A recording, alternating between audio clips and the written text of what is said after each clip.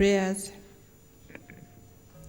Almighty God, who in your infinite wisdom and providential goodness has appointed the offices of leaders and parliaments for the welfare of society and the just governance of humanity, we beseech you to look upon, with your abundant favor, these, your servants, whom you have been pleased to call to the performance of such important trusts in this land. Let your blessing descend upon them here assembled, and grant that they may, as in your presence, treat and consider all matters that shall come under their deliberation, in so just and faithful a manner as to promote your honor and glory, and to advance the good of those whose interests you have committed to their charge. Amen. Amen.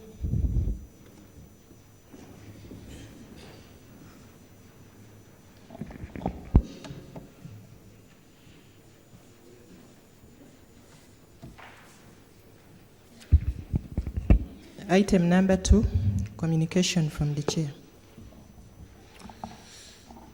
Honorable members, I welcome you to this sitting. Please be informed that the requiem mass for the late Honorable Logiel Ann has been scheduled for Friday 24th, 27 February 2017 at Christ the King Church, beginning at 9 a.m. The cortege will then arrive in Parliament at 10:30 and will be received by Right Honorable Speaker at the steps of Parliament and will be placed in the front foyer of Parliament there for members to pay their respect. A special sitting to pay tribute to our fallen colleague will be held at 2 p.m. in this chamber. Thereafter, the body of the deceased will be transported to Moroto on Saturday morning. Burial of the late will take place on Sunday, 26 February 2017. May I take this opportunity, honorable members, on a very special note, to thank our ambassador in Denmark, His Excellency Kibedi Zake, for facilitating the return of the body of the late Member of Parliament. On another note, honorable members, please be informed that the Bible Society of Uganda will hold the official launch of the Children's Bible in Uganda on Thursday, 23rd February 2017 at Mbarara University Sports Ground at 10 a.m., between 10 a.m. to 1 p.m. The guest of honor will be the First Lady, the Honorable Minister of Education and Sport, Honorable Janet Museveni. Members, you are invited to attend.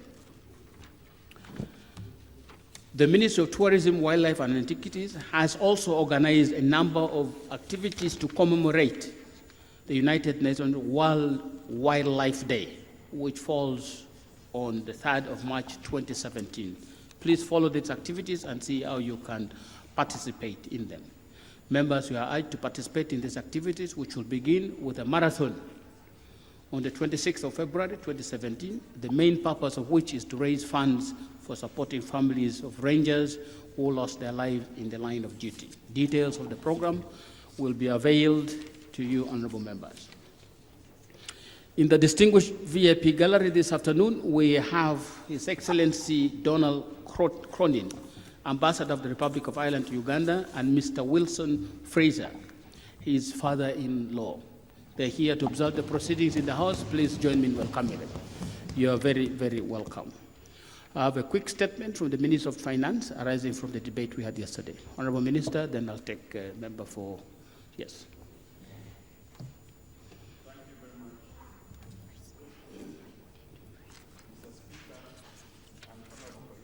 much. Microphone.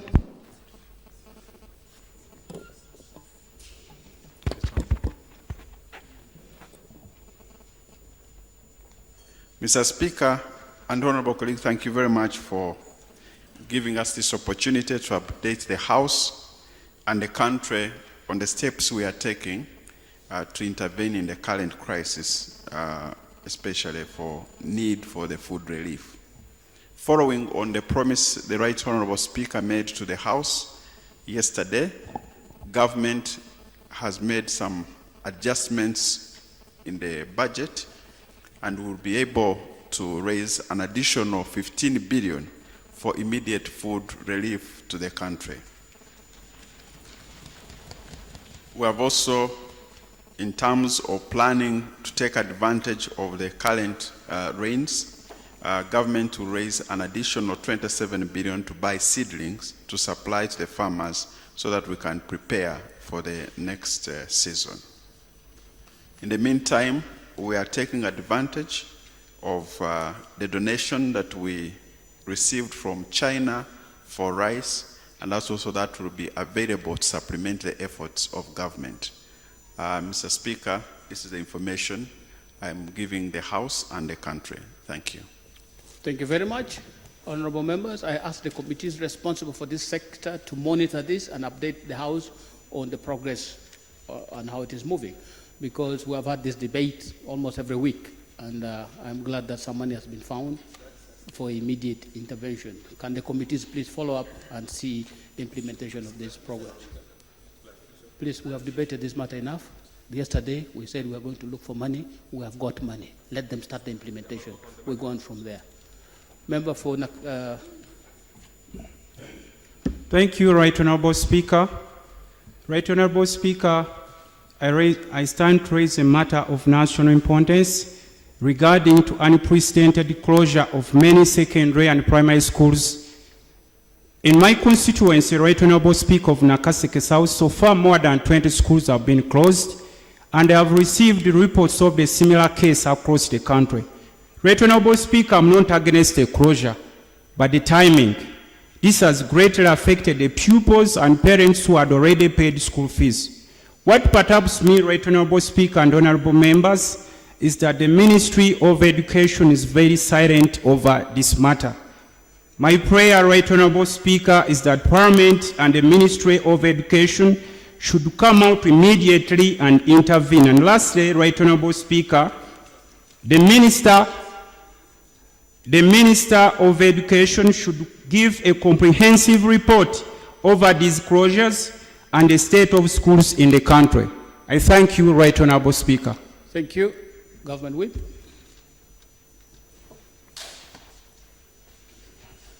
Thank you very much, Right Honorable Speaker. Right Honorable Speaker, we have been experiencing closures of schools which are below the standards. It is an ongoing program. There are schools which are really giving this service to our children. As to what timing it should take, I don't know, because you can't close a school while on a holiday. It is not operating.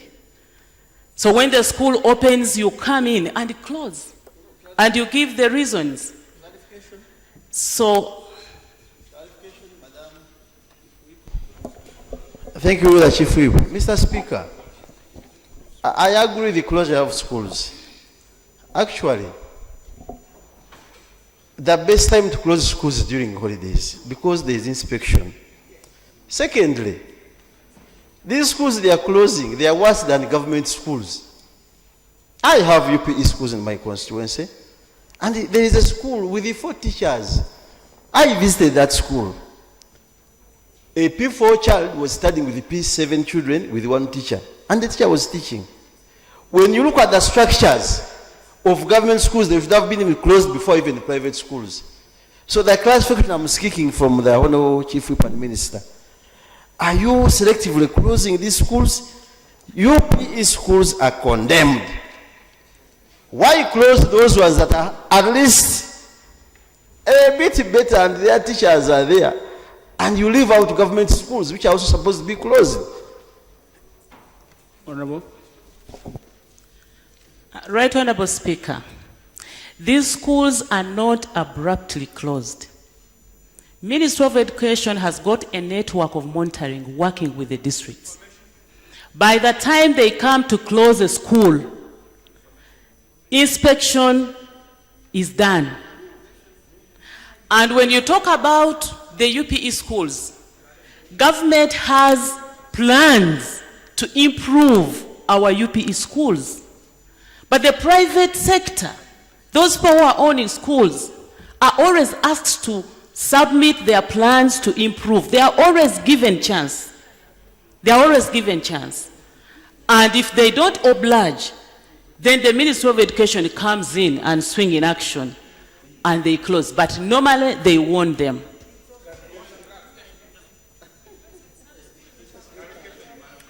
Thank you. Honorable members, can our committee responsible for this sector take a look at this thing?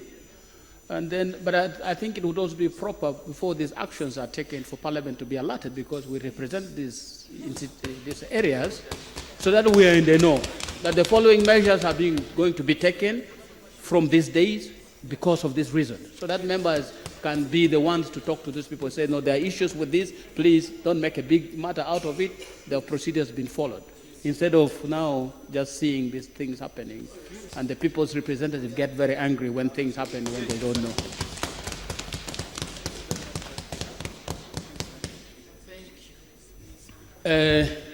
Next item. Item number 3, statements by ministers. 1, on the payment of gratuity and pension to military veterans. Honorable Minister.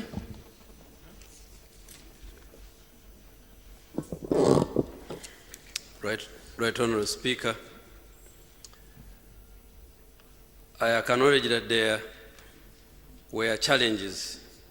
First of all, Right Honorable Speaker, Honorable Regi Mukumu is the one who asked this question during Prime Minister's question, and I was asked to make a statement on payment of gratuity and pension to military veterans as today. Right Honorable Speaker, I acknowledge that there were challenges that led to the delay in processing of terminal benefits for military veterans, including the following.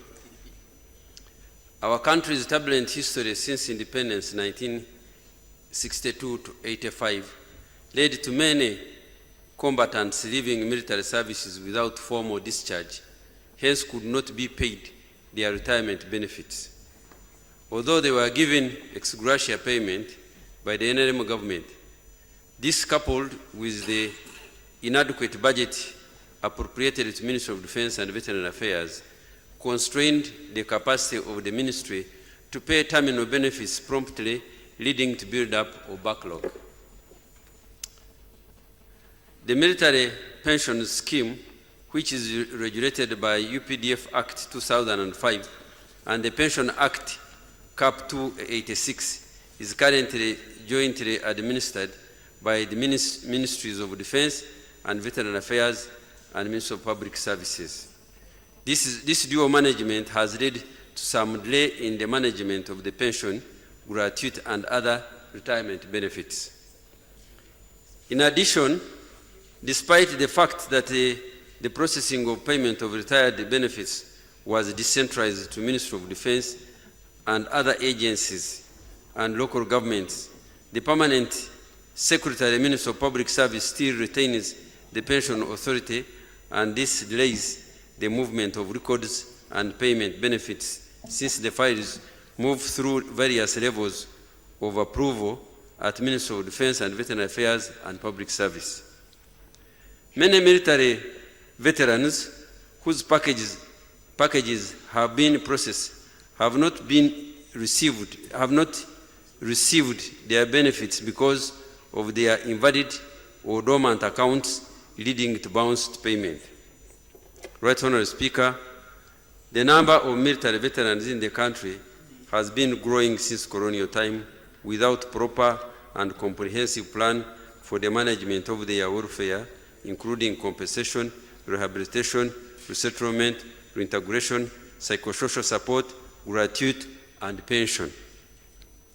The establishment of Uganda Veterans Assistance Board, UVAB, in 1992 under the Act of Parliament was the first step the NRM government took to provide assistance to military veterans. UVAB mandate, however, is limited to coordination of activities, issuance of some limited items like hose, iron sheets to promote military veterans' smooth transition into productive civilian life. Right Honorable Speaker, the scope of the board is also limited to military veterans in the category of reduced in force of the NRA. It does not cover other previous forces that were disbanded or retired. It does not include the definition of veterans of all retired officers and militants discharged from the regular forces at the period of time. This initiative, though positive towards addressing the welfare of military veterans, including pension and gratuity, lacked a comprehensive approach towards their holistic reintegration of their communities. It also did not provide for a mechanism for a robust and up-to-date database of military veterans in the country. In May 2010, however, a countrywide documentation exercise was undertaken to generate data on the ex-military service personnel since colonial time. In total, 168,645 persons were documented. All the records were verified to confirm their authenticity, and payments to have so far been processed as categorized below the table. One said that out of 168,645, 57,226 have been paid. 83,183 are still paying. 28,436 did not qualify because their records were either forged or not authentic. The outstanding claim of unpaid benefits to military veterans and all their eligible beneficiaries currently stand at 83,183 cases. This requires a budgetary allocation of 536,461,633,580. Right Honourable Speaker, the Minister of Defence and Veteran Affairs has therefore undertaken a strategic review of the situation concerning management of military veterans affairs in the country. A work plan for clearing the backlog of unpaid terminal benefits has been developed, initially focusing on clearing all ex gratia cases of UNRA, Uganda Army, totaling 24,468 cases, which will be handled, I beg your pardon, and residual cases of World War II cases. These cases will be paid beginning with March 2017.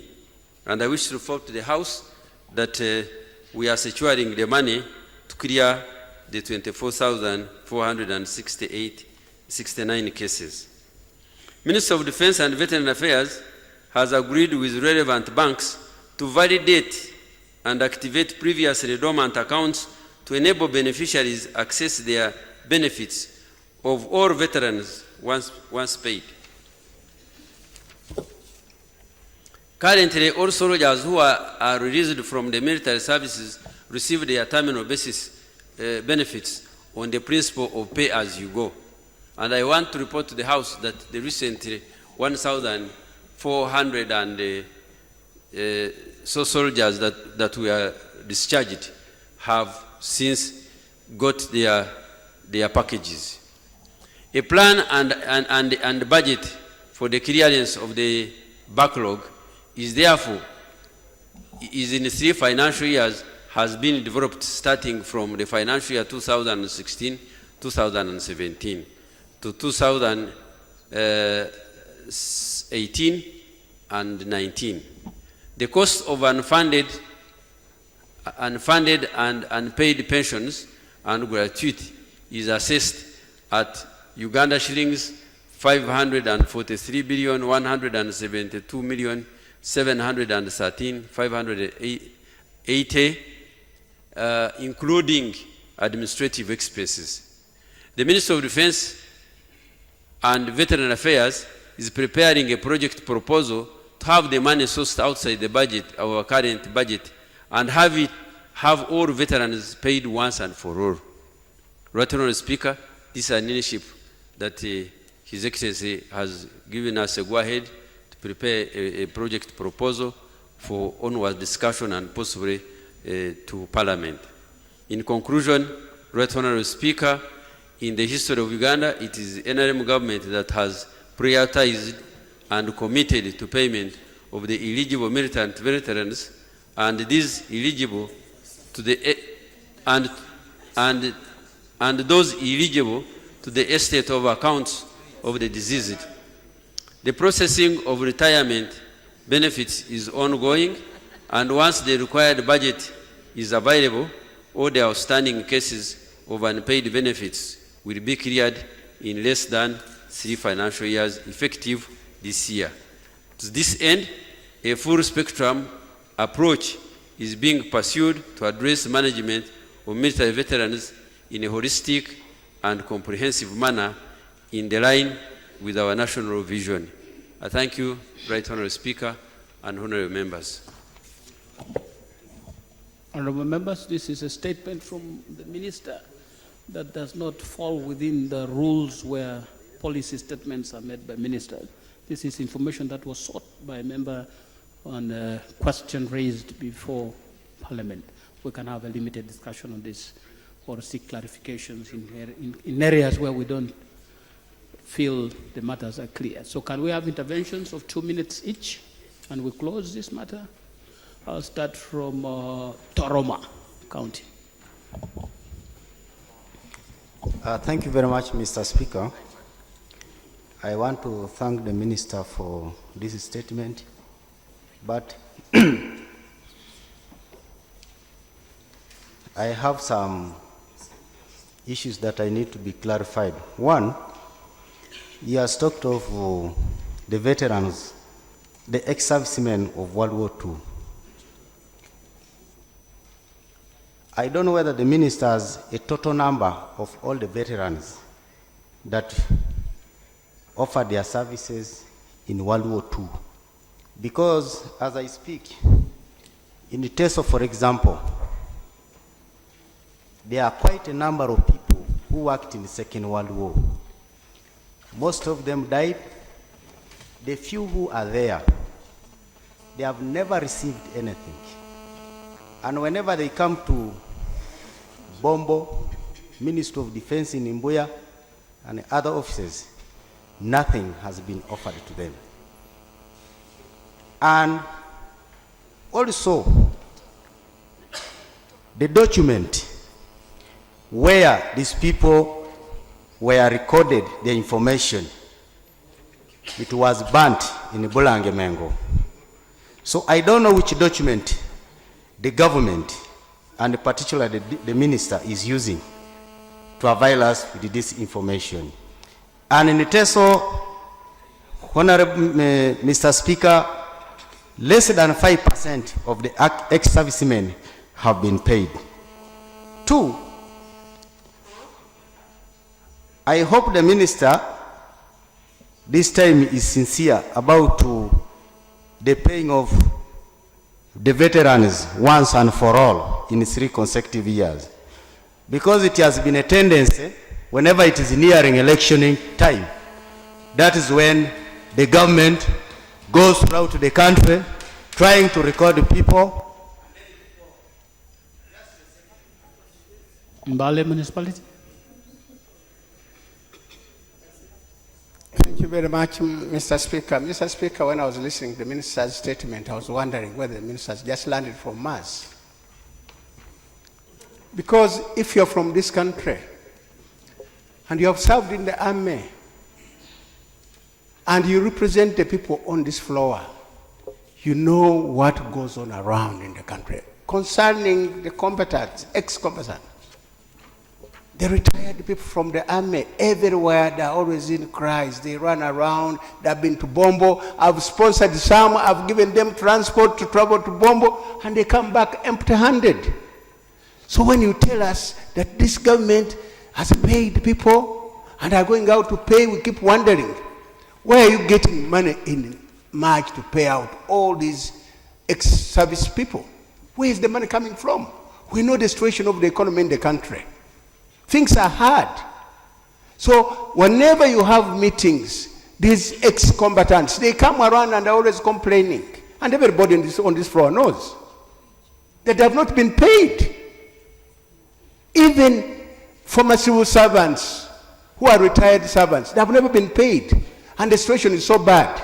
So please, we want you to tell these ex-servicemen that we are looking for the money, and when you get the money, possibly. But there are so many there languishing in poverty. They can't take their children to school. Many have died and left their pension is there. And we know there's no money. So I want you to tell the people the truth, that government has no money, so they can live knowing that there's no money coming in March. Because we know the economic situation in the country, my good friend. So that's what I want you to tell the people. Speak the truth. And people will not get annoyed. If you are telling them there is no money, they'll wait. And many have perished, many have died. And many have got lost legs, arms, and they are suffering. They are beggars on the streets. So, Mr. Minister, this is a serious matter. We don't want Uganda to be taken for a ride. They know the situation, they haven't been paid, and they want you to look at those people because they fought. Jumani District. Right Honorable Speaker, I request to know from the Minister whether the tedious process they are using cannot be reduced in terms of decentralizing these processes to district level.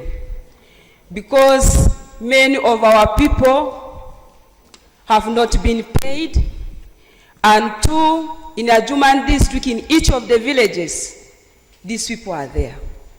I have been facilitating them, and they feel they are not really well attended to even when they come to Bombo.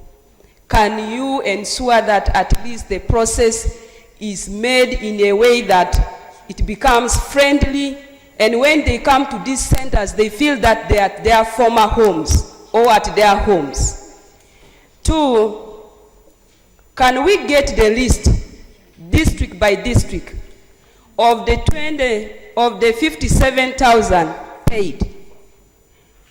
And three, can we also get the list, district by district, on the cases after verification you have concluded that they have not met the criteria? Because we have these people, they have given us their files, we can also assist you to do more verification at our level. And lastly, these people are highly indebted. They open accounts through borrowed monies, and since you take too long to respond to them, you find that their accounts are closed.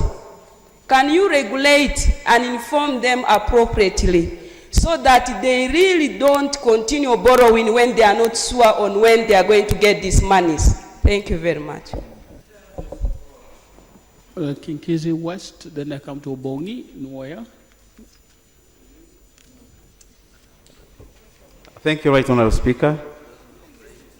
Right Honourable Speaker, I want to thank the Minister for the report, for the statement has given us, because I think it has given us hope.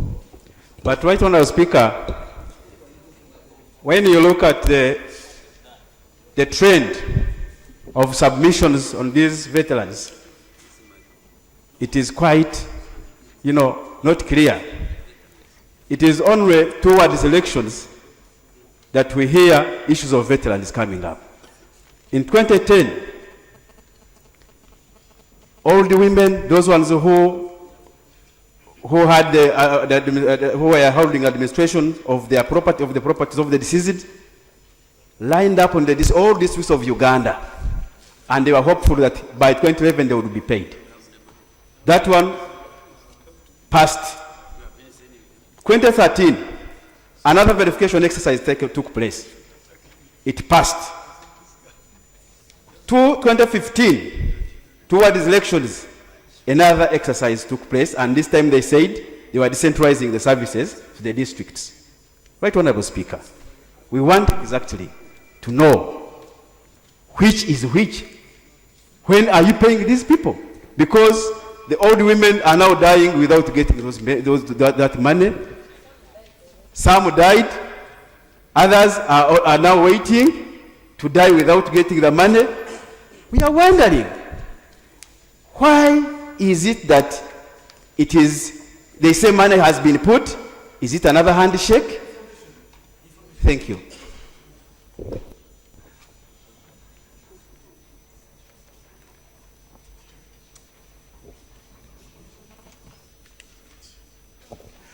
Thank you, Honorable, for giving way.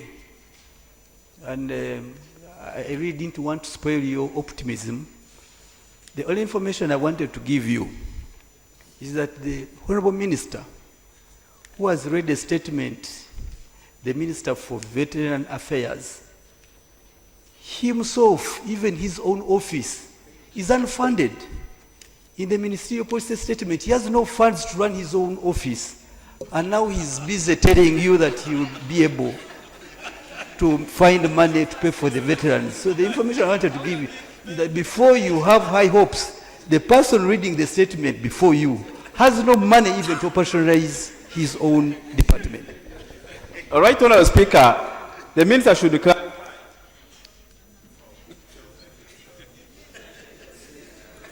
Katerina?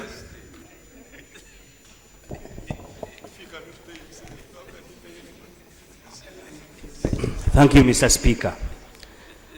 For me, it's like I don't blame the minister, but blame those people who were in that docket first.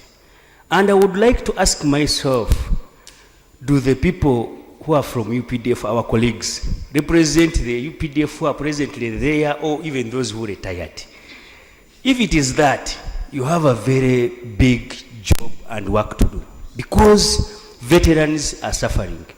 I would like to get from the minister, how do someone's account change all of a sudden and the money that has been coming there goes to another person? Number one. Number two, they say you pay them, but when they come to us, they just tell us there is no money, even a single shillings. So who is paying who and who is taking someone's money? You need to investigate and find out, otherwise we are sitting on time bomb. Because those guys remember days when they were in the bushes, even some stopped bullets, and you tell him he has no payment after confusing him that you are going to pay you. So I think it is high time we get serious, we pay those guys in the villages, because in most cases, even for us, we stand in for you. Because when they come, they say, MP, I am going to Bombo, my wife is sick, my wife is like this. Now, you think an MP is here to donate always, even to some things which are obvious. I'm telling you, you should sit down, investigate, find out who is paying that money, where the money is going, and get the itemized bill. Otherwise, you will make these people suffer, the government will also face consequences, and we MPs are being endangered. Thank you very much. Wabongi? Thank you, Right Honourable Speaker. Honourable Minister, thank you for the attempt you have made in answering this question. Picking from what my colleague Honourable Jessica from Ajuman said, one, give us the list of the people whom you said have been paid. Even if my colleague Honorable Sekubo says your ministry doesn't have money, the way this government operates, we know money can come from anywhere. Maybe you are right, they have been paid. But who are those who have been paid? For purposes of verification, it's very important. Honorable members, you remember the cases of pensioners who are claimed to have been paid from from railways, but those who received the money were different at the end of the day.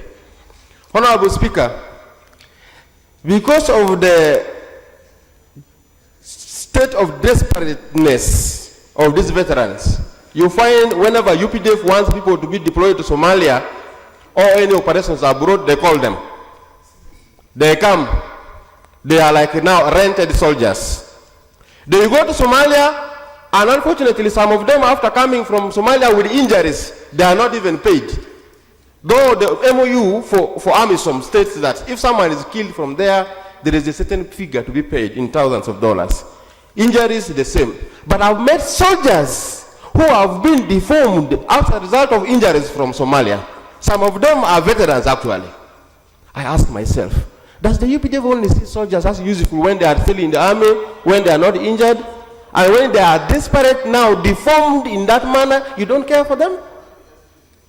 Thirdly, Honorable Speaker, These private security guards, which are so many in the country, some of which also export Ugandans to go and work in the Middle East, now exploit these veterans. They recruit them here as private security guards to go and work in the Middle East, but at the end of the day, you find Ugandans fighting in those terrible wars of the Middle East as mercenaries. You have created a situation of desperation, where anyone who needs ready-made soldiers comes to Uganda, recruits them on hire, deceives them that come here. After all, you went to Somalia. Why look for Busia Municipality? Right Honorable Speaker, I want to thank the Minister for giving what I would call a lamenting statement. Right Honorable Speaker, Bukedi and Busia Municipality in particular has suffered a lot with the case of veterans. Many times when a list of veterans who are supposed to be paid or who have been paid comes out, it is very difficult to find the people of Busia who helped during the time of crossing in and out your things. And what pains me most, you find that the UPDF members of parliament who are in the house don't talk about their colleagues at all. Okay, fine. We know that always order ya jeshi ni moja, but I think one of their role is talk about the issues affecting the veterans and their colleagues in the army. Me, I stood up on this point to say that members of parliament who are in UPDF should speak on issues affecting their people. Secondly, you should place children of fallen veterans. We have children of the Changomachos and the others who are in this country. They are lamenting the fact they have turned to be shame. And whenever they laugh at them, they laugh at veterans and they laugh at UPDF. So, Honourable Minister, something must be done. Something must be done because you people, you started with your colleagues, move together at the same pace. Thank you, Right Honourable Speaker. Ngora County.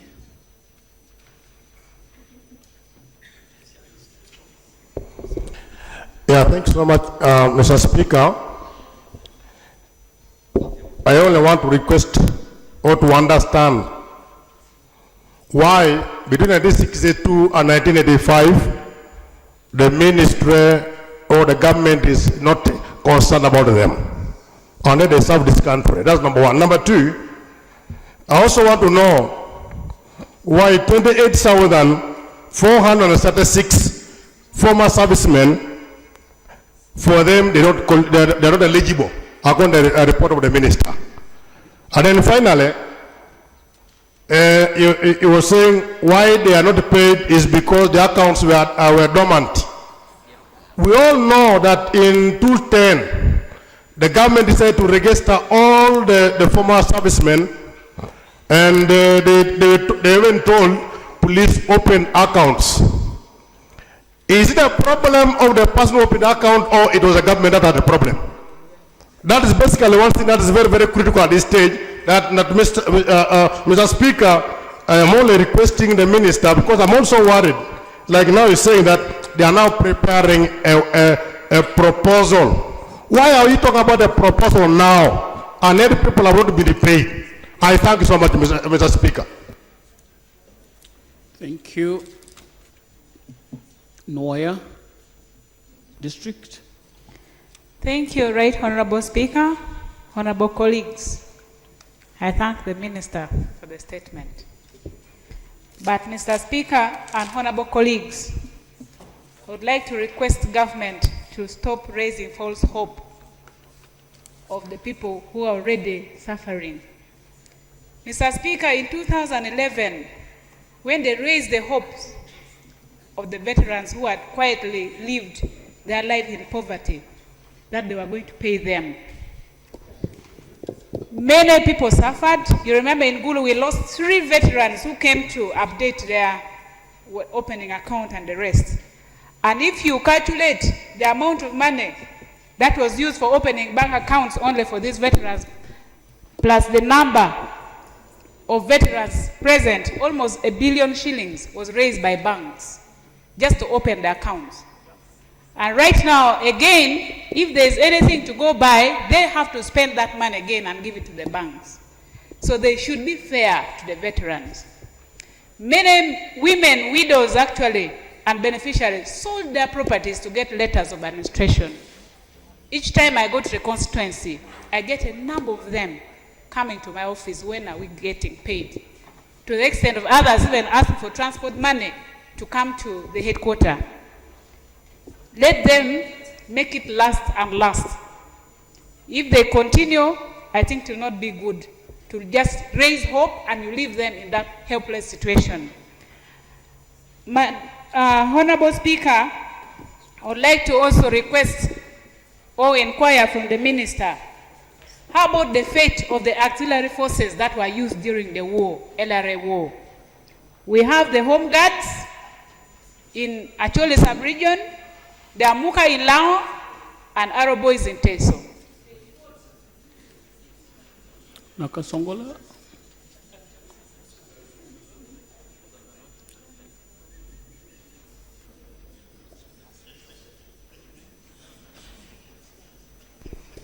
Thank you very much, Mr. Speaker.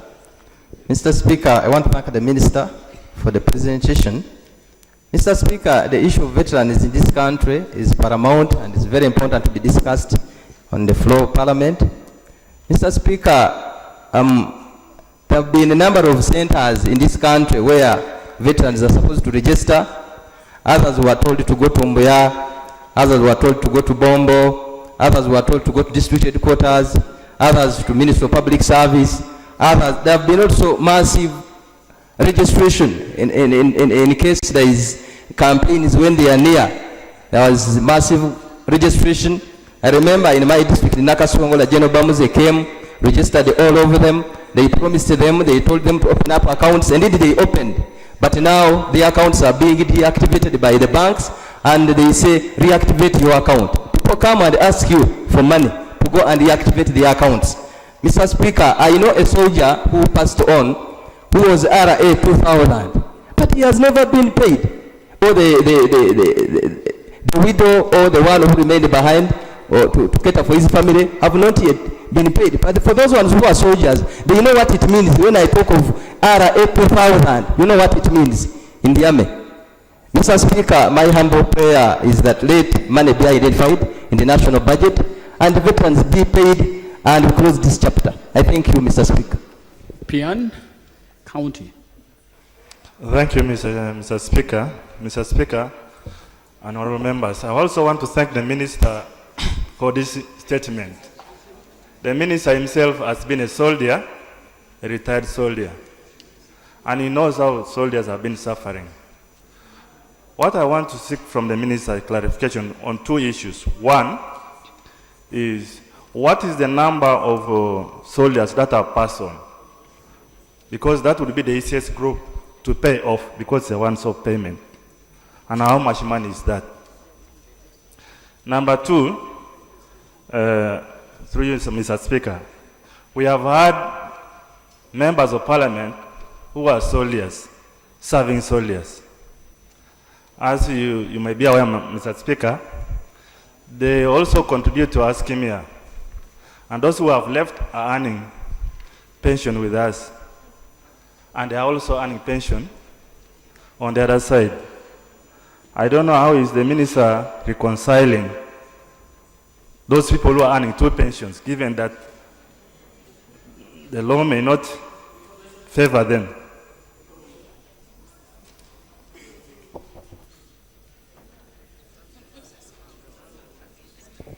Thank you, Mr. Speaker. I wish to inform the honourable member. You are only paid pension for uninterrupted service. Once you are seconded to Parliament, you don't earn pension from the UPDF. So there is no double pension. Thank you, Mr. Speaker. Please. Mr. Speaker, in that case, I know that the law provides for deferred pensions. If you don't earn from UPDF, that is defined as deferred pension for the period that you are here. And if it is deferred, what do you do with the pension that you would have accumulated for the years you have served and when you were not seconded? That's A couple of you.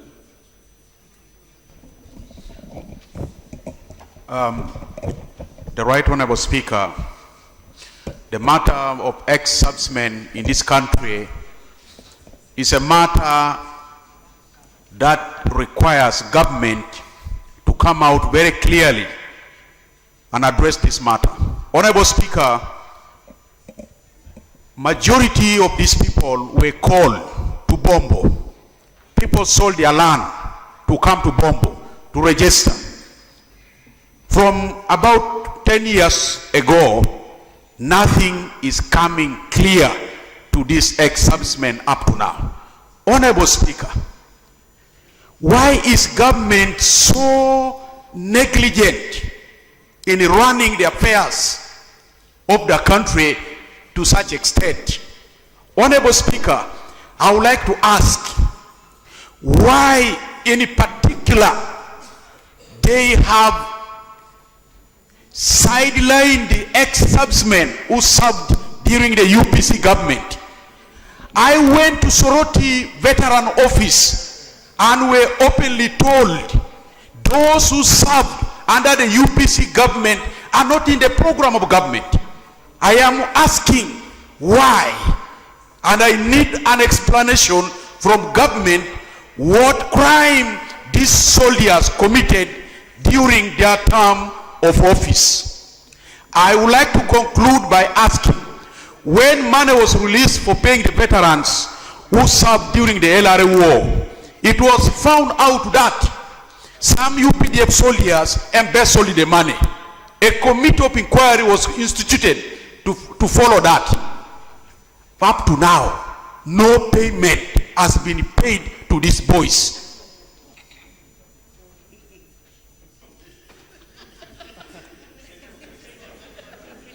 Arua Municipality.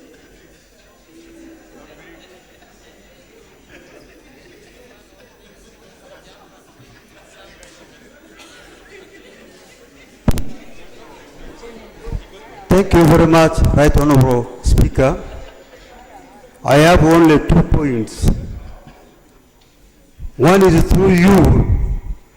I want the Honorable Minister to explain to us which amount of money are they paying to the veterans. Because President has declared another amount, which is 10 million per all veterans, when he was going around with his campaign. So they are still paying 1.2 million for what? President said 1.2 is not enough. Every veteran must get 10 million. And the minister is not telling us this. And it has not been effective. The second point is, I caught it from somebody here. He said they are our brothers who are UPDF, those of rulers, honorable rulers. When there's something on the army or UPDF, they are not telling us, they are not explaining to us. They made the minister to make the statements which are not coordinated. Here, State Minister for Defense. Deployment is different from training. Instead of explaining to us here in the parliament, they are not explaining. That is not good. They are here representing UPDF. If something is on the UPDF, they should stand up and tell us and help the minister. Thank you, Right Honorable Speaker.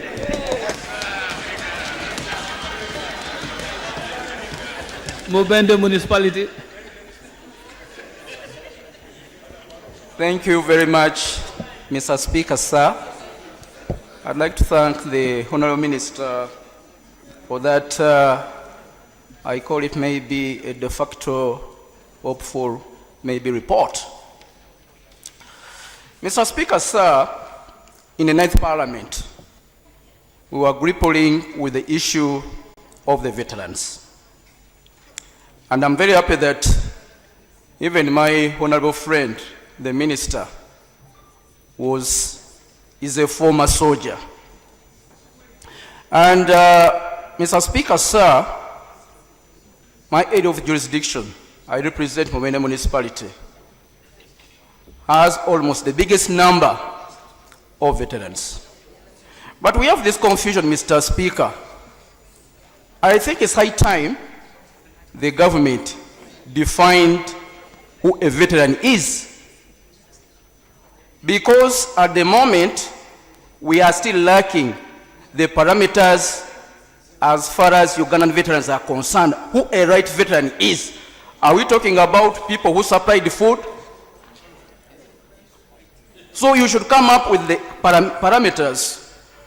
Secondly, Mr. Speaker, sir, I'm urging again the minister to make sure when they are compensating the veterans, the issue should be transparent. I have so many cases whereby the government claims to have compensated some veterans, and I have so many names to that effect, Honorable Minister. If it needs to table the names, maybe next week I will do that. People have not been compensated, and whereas when they go to Bombo, they are being informed they are compensated. So, Honorable Minister, I think there is something which needs to be harmonized and rectified. Thank you very much, honorable members. It is 3 o'clock, and our rules are clear on what we should be doing on Wednesday, 3 o'clock, Prime Minister's question time. We will pause this matter and resume when we finish with the Prime Minister's question time, which starts now, and it is 45 minutes. We will use 45 minutes. And honorable members, there was a matter that I deferred to today for the Prime Minister to start with before we start the question, and that was the issue of UPDF's presence in Equatorial Guinea. Right, Honorable? Then we start the questions.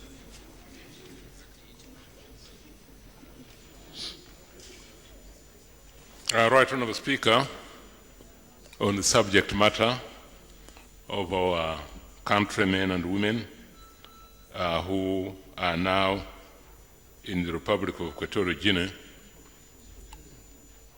This team is in Equatorial Guinea under a memorandum of understanding between the two ministries responsible for defense, and it is really a Uganda military training and mentoring team, and it is there, as I said, under the memorandum of understanding by the two ministries and the two countries. This is something that is consistent with Uganda's well-known policy of promoting regional and Pan-African cooperation and collaboration in various fields.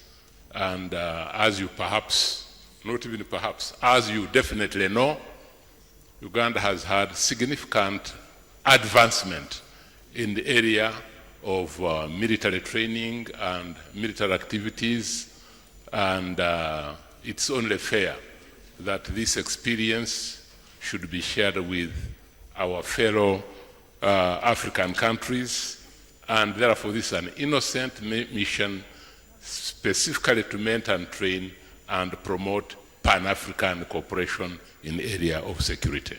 I thank you, Right Honourable Speaker. Thank you very much.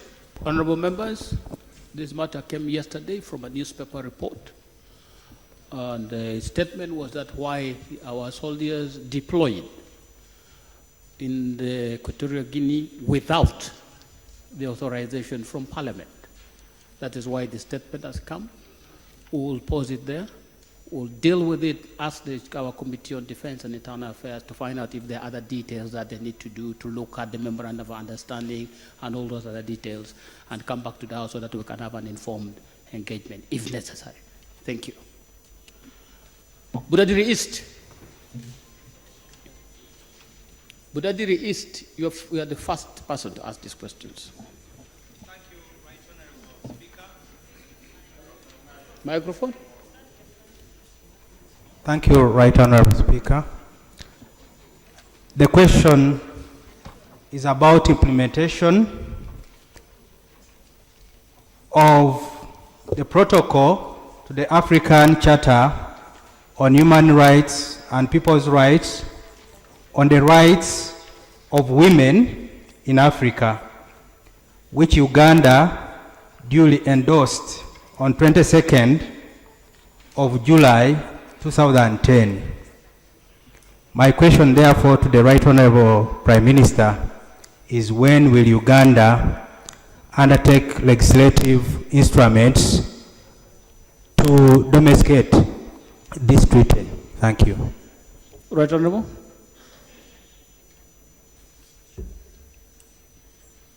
Right Honorable Speaker,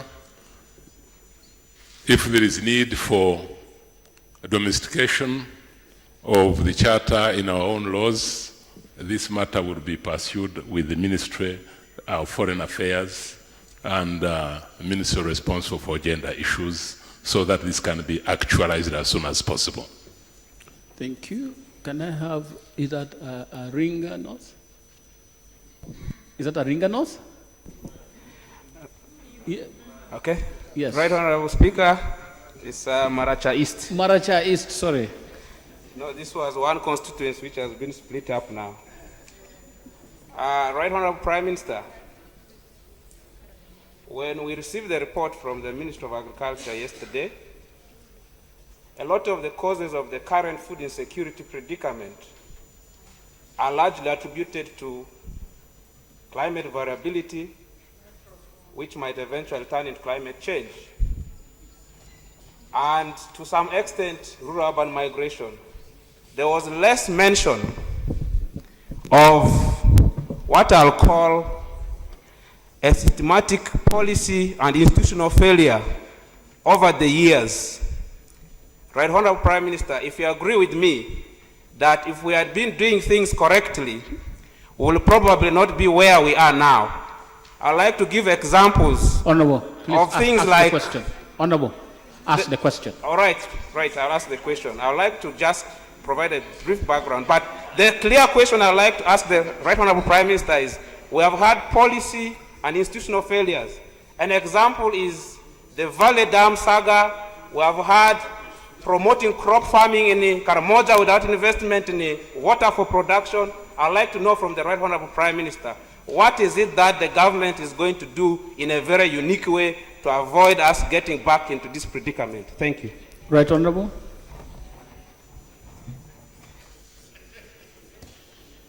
Right Honorable Speaker, yesterday the Honorable Minister of Agriculture dealt extensively with issues leading to the current drought and food shortage. It is the intention of government to rigorously pursue the program of implementation of the already well set and correct policies that will mitigate the damage and the changes in the climate. We have already announced reclamation of swamps, afforestation, and other related programs. So government is going to pursue its programs to mitigate climate change. Bukoto.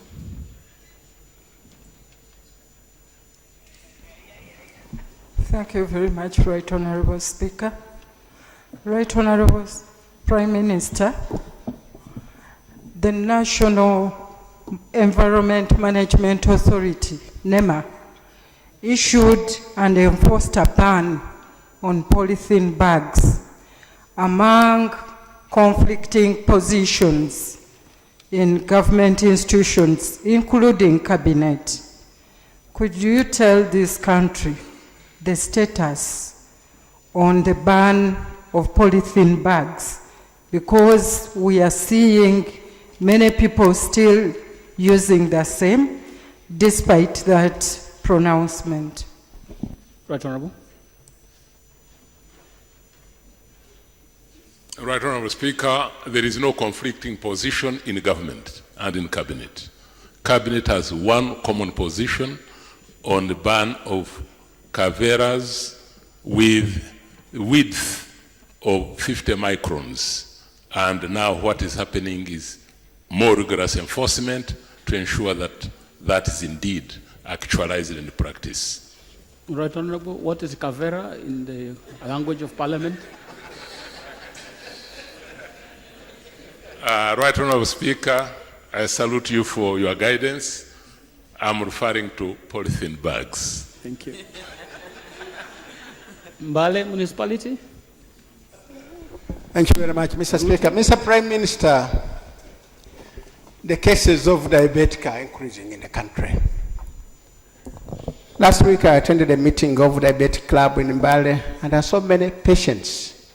The outcry is that government has come to the aid of the people who have got cancer and HIV. But the diabetic cases, patients have been ignored. What is government doing about it? Good enough you're a professional trained doctor. What is government doing to address the issue of increasing diabetic cases? The ones in Mbale, they want a ward.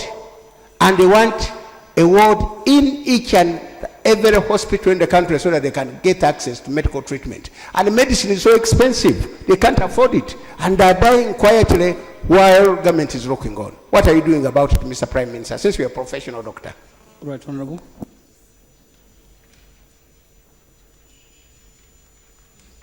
Right, Honorable Speaker, the concern of my colleague is right that diabetes is clearly on the rise.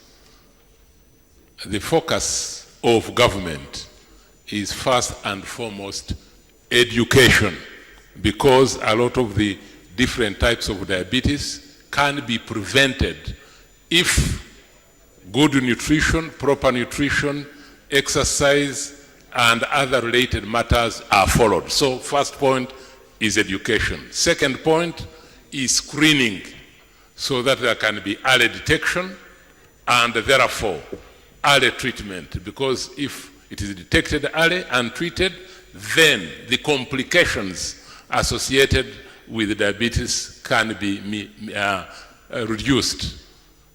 The final point is, yes, when you have the disease, definitely there must be care, and government, through improved health care, improved health services, government is endeavoring to do this.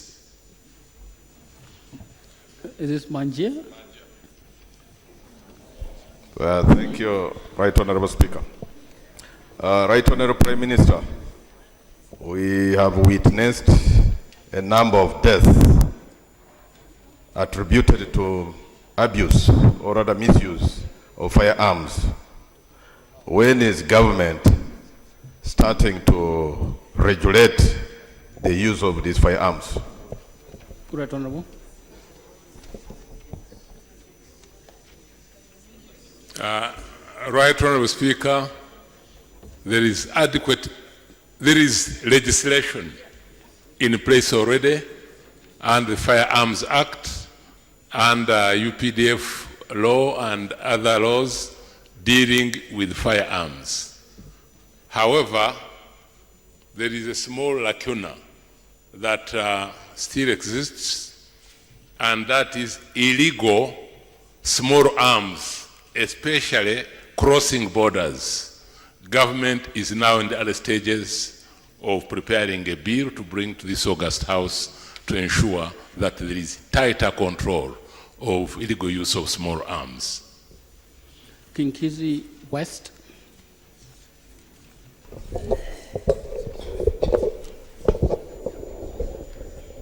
Thank you, Right Honorable Speaker. Right Honorable Prime Minister, some time back, some whites were killed in Bwindi, which took the President of Uganda to go and clear the situation. After the UPDF and other security agencies had failed to connect, that's when the President directed that there should be a load of security nature from Homa to Nteko. I want to thank you, Right Honorable Prime Minister. You recently wrote a letter in July to Minister of Works to pursue that load. The question is, since then up to now, what are we doing as a government to ensure that the security load is put in place to avoid the prior happenings? Thank you. Right, Honorable.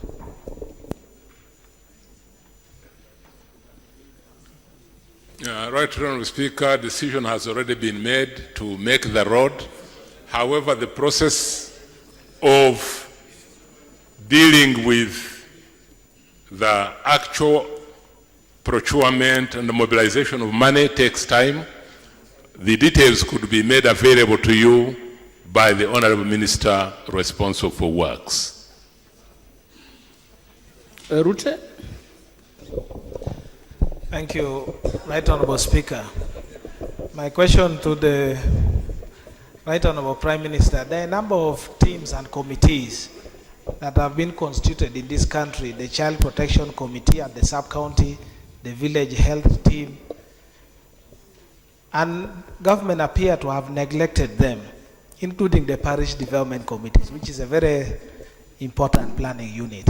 What is the position of government regarding these bodies, the Village Health Team, the Child Protection Committees, the Parish Development Committees, and how is government planning to improve their working environment and facilitate them to do their work? Thank you.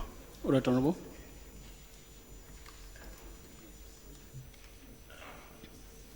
Right Honorable Speaker, government firmly believes that mobilization of the wananchi, of the people, through the local networks and these committees is crucial in order to prevent disease and improve their own health and their own hygiene. However, the issue of maintenance, remuneration, allowances has been an issue. Government is therefore reviewing the matter of village health workers and how the village health committees can be organized. I believe that fairly soon, the Minister of Health, which is already working on this program, will be coming to the House to inform this August House on the progress of organizing village health teams and village health workers. And by the way, honorable members of Parliament and other local leaders will be expected to play critical roles in mobilization and in giving information about health to the wananchi. Soroti District. Thank you, Right Honorable Speaker. Mr. Speaker, it is common knowledge that throughout Uganda there's been an outcry for the unnecessary hiking of fees in all educational institutions, right from primary school through to tertiary institutions. This morning I read an article on one of the dailies of Uganda saying the First Lady, the Minister of Education, said government will not allow the hiking of fees. But I am asking the Prime Minister whether this is policy, and if it is policy, what is the content of this policy? Because there is no minimum, there is nothing in it, it was just a statement. Would you like to tell Ugandans what the government policy is on this issue? Thank you. Right Honorable.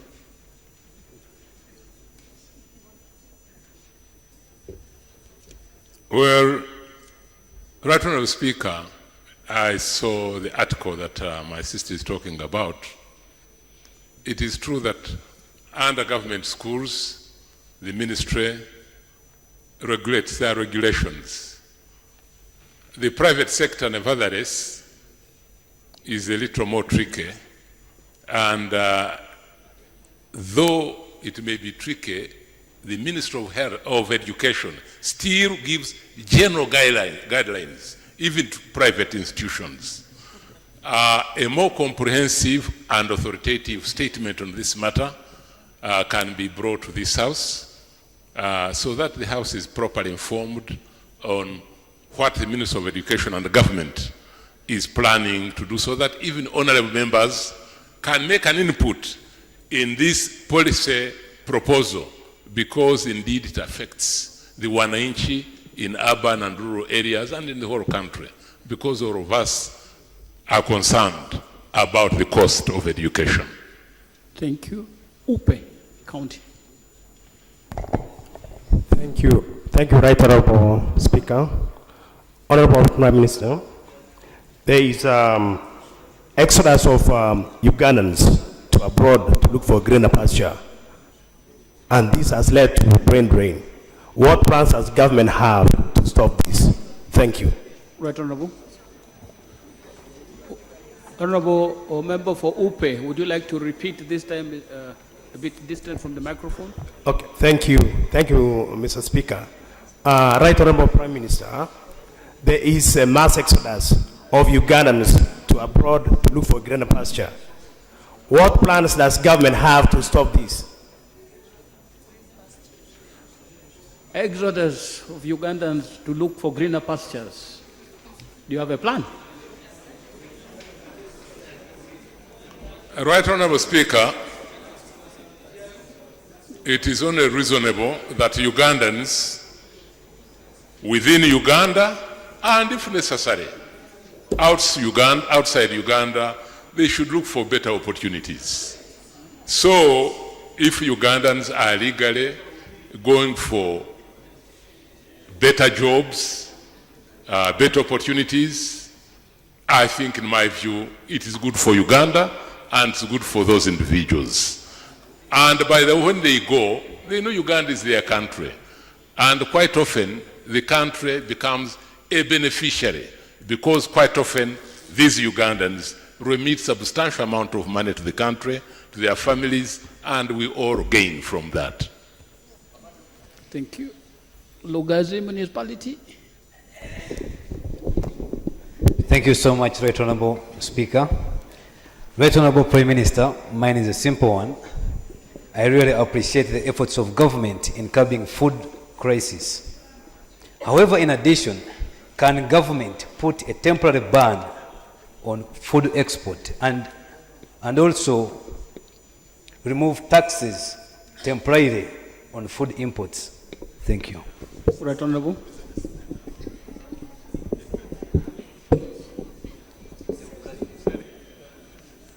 Right Honorable Speaker, we consider the current food shortage as a temporary phenomenon which should not grossly distort the economies of our families and our country. We do not even believe that the currently growing regional trade should be disrupted because of this temporary situation. We therefore have no intentions as a government to ban purchase, export of food. We nevertheless would like to encourage and promote regional trade. We will end up importing certain things we don't have and selling to those countries things they may not be having in plenty. So really, the answer therefore is that there is no plan to ban export of food. The final comment is that the rains have started coming. Let's take advantage. Let's know that the prices of food are good. There is food shortage in the country, so that we produce for our own consumption and for the regional market. Kashari. Thank you, Right Honorable Speaker. Right Honorable Prime Minister, you are aware every constituency must have a health center for. And recently the government created new constituencies which don't have health center for. When will these constituencies have health center for? Right Honorable.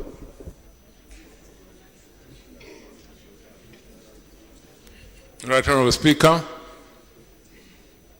my brother has rightly stated the policy. It is the intention of this government to see that as we go through this period of the next few years, we fulfill all the promises that we have made to the people of Uganda, including a health center per constituency, health center for. Kasilo. Then Busia. Thank you, Right Honorable Speaker. The question I put to the Right Honorable Prime Minister, Uganda has lost 1,347 shares in the African Development Bank. And this is specifically due to government's failure to meet its subscription worth $1.293 million US. With further losses expected this coming year, because we already have a balance of $1.655 million not yet cleared. But also looking at it at a wider perspective, our subscriptions, payment to subscription, international organization, today stands at about $27.4 billion. Failure by government to meet the subscription has disadvantaged Ugandans from getting jobs and other benefits from this organization. Having just looked at the budget framework paper, we do realize that there is still a problem.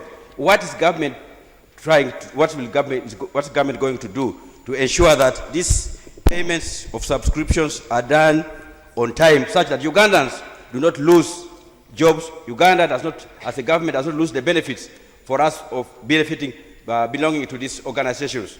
Because I bring this because I've had 2 Ugandans who were denied the jobs because of our failure to meet, of meeting the subscriptions. Right, Honorable. An embarrassment, of course, at international conferences. Right, Honorable Speaker, as all colleagues know, Uganda is a very passionate believer in Pan-African institutions. And definitely Uganda will meet its obligations. There may have been a lapse, but this is going to be investigated. And if your information is accurate, government will take a decisive, quick action to ensure that normalcy is restored. Busia District. Thank you so much, the Right Honorable Speaker. And Ndugu Prime Minister, in Busia District, the local community are being exploited in the gold mines, and the condition of their work is very bad. The other time you said you handed over this gold mine to a certain private company. The company is not even known to the people. What is the policy of gold mining in this country? Right, Honorable.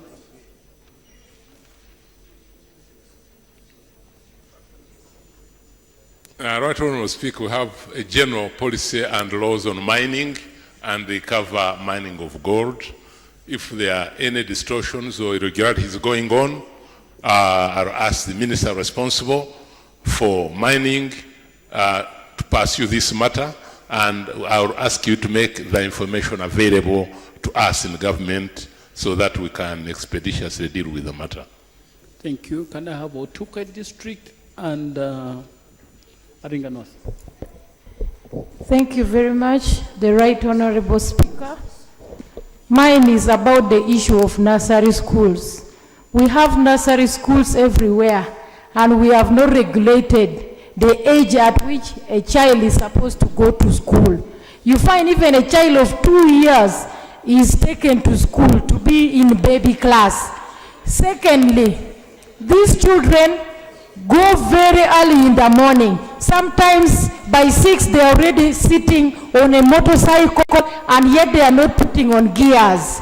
That means we are retarding their growth at early age. What is the government doing to safeguard the health of the children so that they grow brilliant citizens in future? Thank you. Right, Honorable.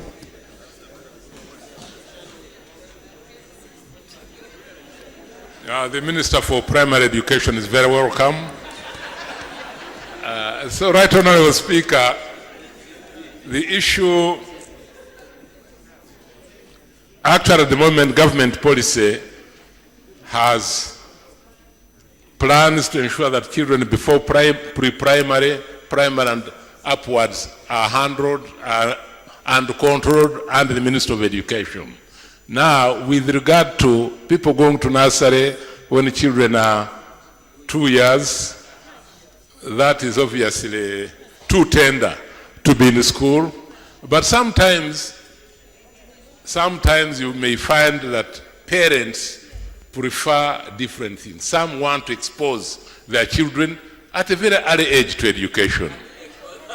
Others may have other problems about employment and jobs, and may say, by the way, instead of looking for somebody to look after my child at home, why don't I put my child in a daycare center where the child will be able to play with others?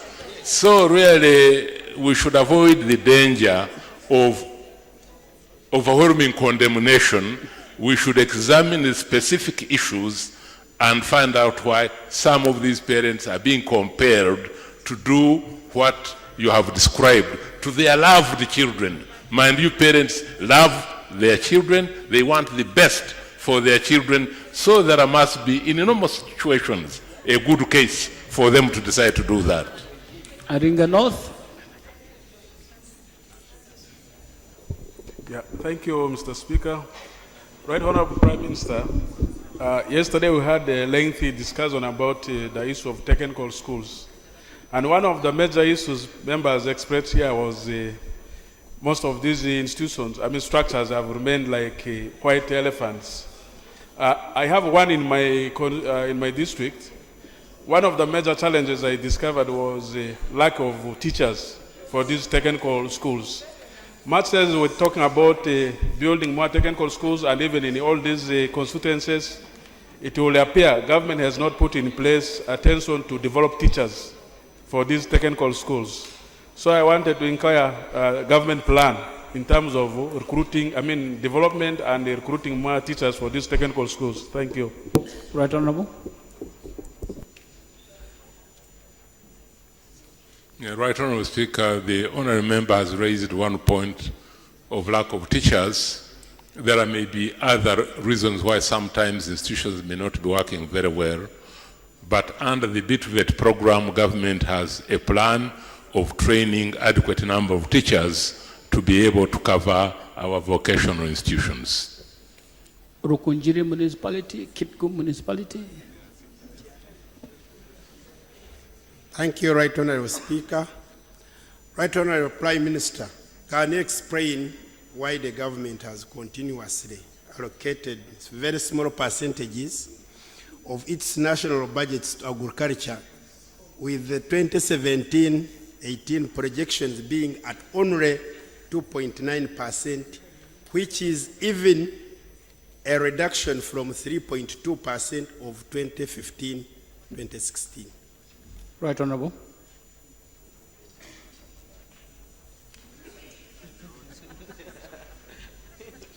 Right Honourable Speaker, my brother Kajina knows very well that agriculture is a ministry or is an activity that pulls many other ministries. Definitely, when you make good infrastructure to enable farmers access or produce and reach the market, if you empower Ministry of Water to ensure that water is available to animals and the population, you are in effect supporting an agriculture activity. So in a nutshell, Right Honourable Speaker, the nominal figure that appears in the budget of agriculture in a way is deceptive, because the real situation is that many different ministry budgets impact positively on agriculture and agriculture benefits from the different budgets in other ministries. Kitgum Municipality.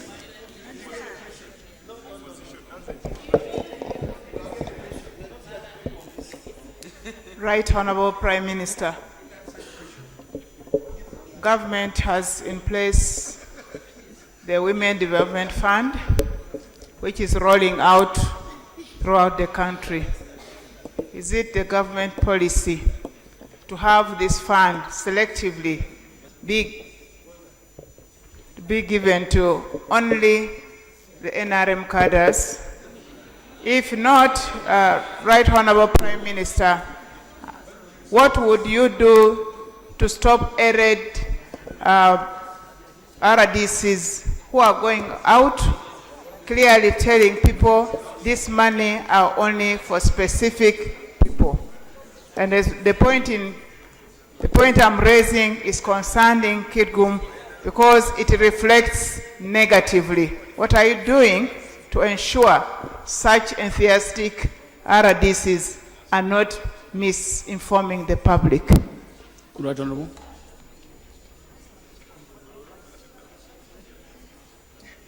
Right Honourable Speaker, I thank my sister Beta Nywar for giving us a feedback that this is a very good program. In some districts, perhaps Kitgum, there may be some errors being committed. The money is for the women of Uganda. not for a section of the women in Uganda. So this is a matter that the Ministry of Gender will pursue, and if there are mistakes, as you have reported, they will be corrected, and the people involved in this will be disciplined. Obongi.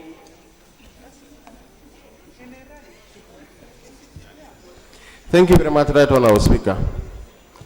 Right Honourable Prime Minister, there are increasing cases of suicide among refugees from South Sudan, particularly in Moyo. In a space of 2 weeks, 3 refugees attempted to commit suicide, 2 succeeded in doing so. 1, a woman, was rescued. These were in Moyo, particularly Afoji at the border, Obongi, that is the settlement called the Palorinya Refugee Settlement, Morobi particularly. My question here is, what is the Uganda refugee policy in as far as protection of people who have sought refuge in Uganda is concerned? Why should refugees kill themselves in Uganda when they should have survived the death from their own country? What is the policy of Uganda on refugees? Thank you. Right Honourable.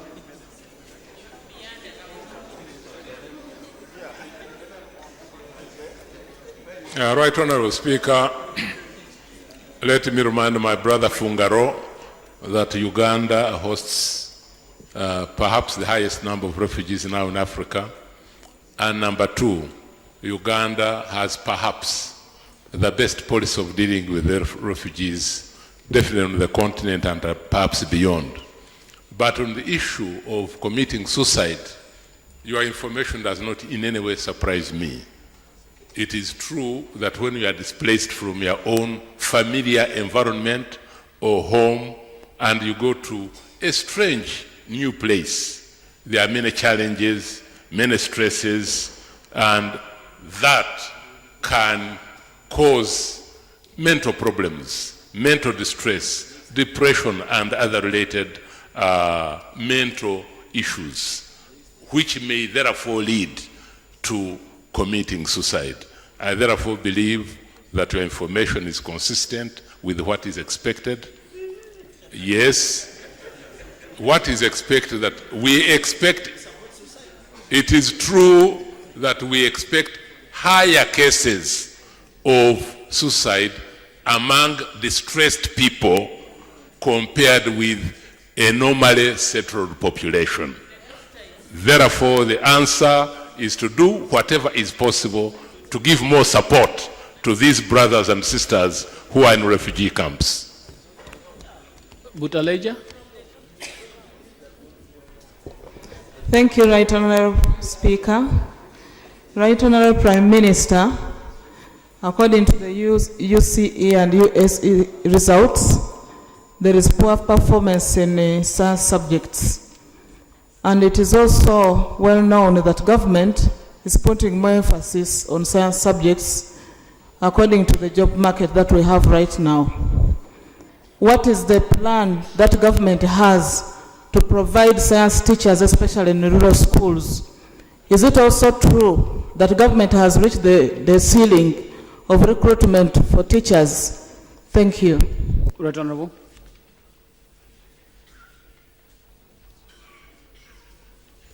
Right, Honourable Speaker, as all of us know, we are promoting education in general, but we're also putting more focus on science and a better consideration to science teachers.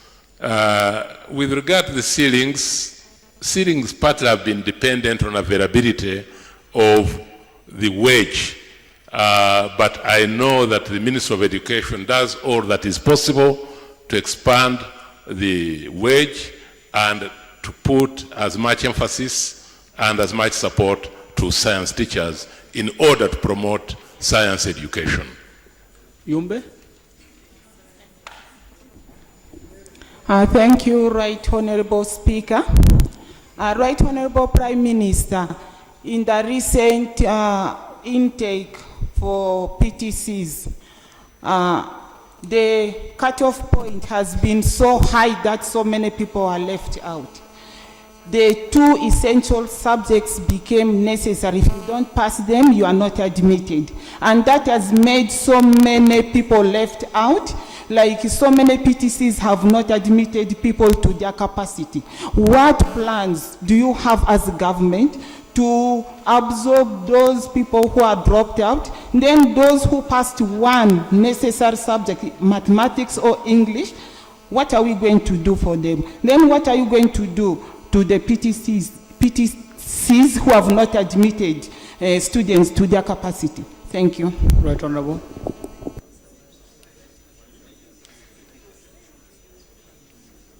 Right Honorable Speaker, I do expect the PTCs to recruit the required numbers.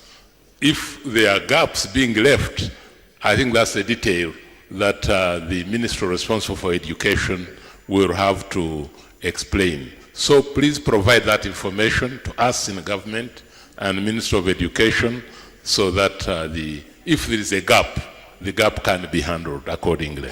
Honorable Kefa. Thank you very much, Mr. Speaker.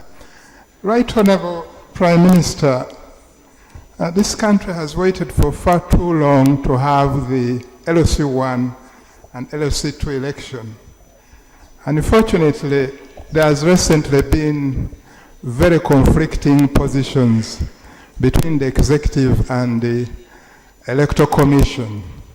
The Electoral Commission is saying we should wait and probably we may not have them as early as we had expected. Can you kindly provide an update on the position on that, Mr. Speaker? Right Honorable.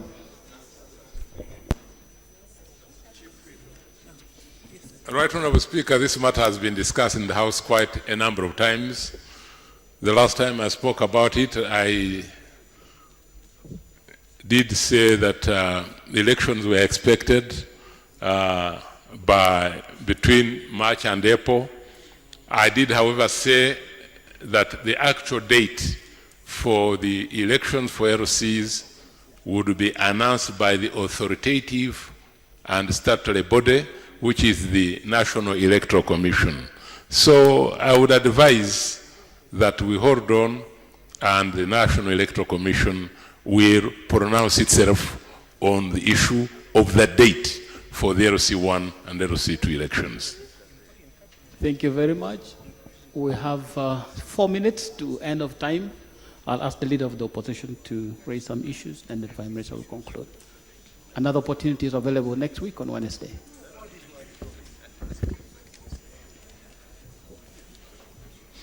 Thank you very much, Right Honorable Speaker. Right Honorable Speaker, a question or two questions on food security and agriculture have been asked. And the Prime Minister, with due respect, has casually responded to these two questions. I had expected someone trained by former President Milton Obote in a group that he liked a lot, because he kept mentioning Rugunda, Mutebile, and Museveni.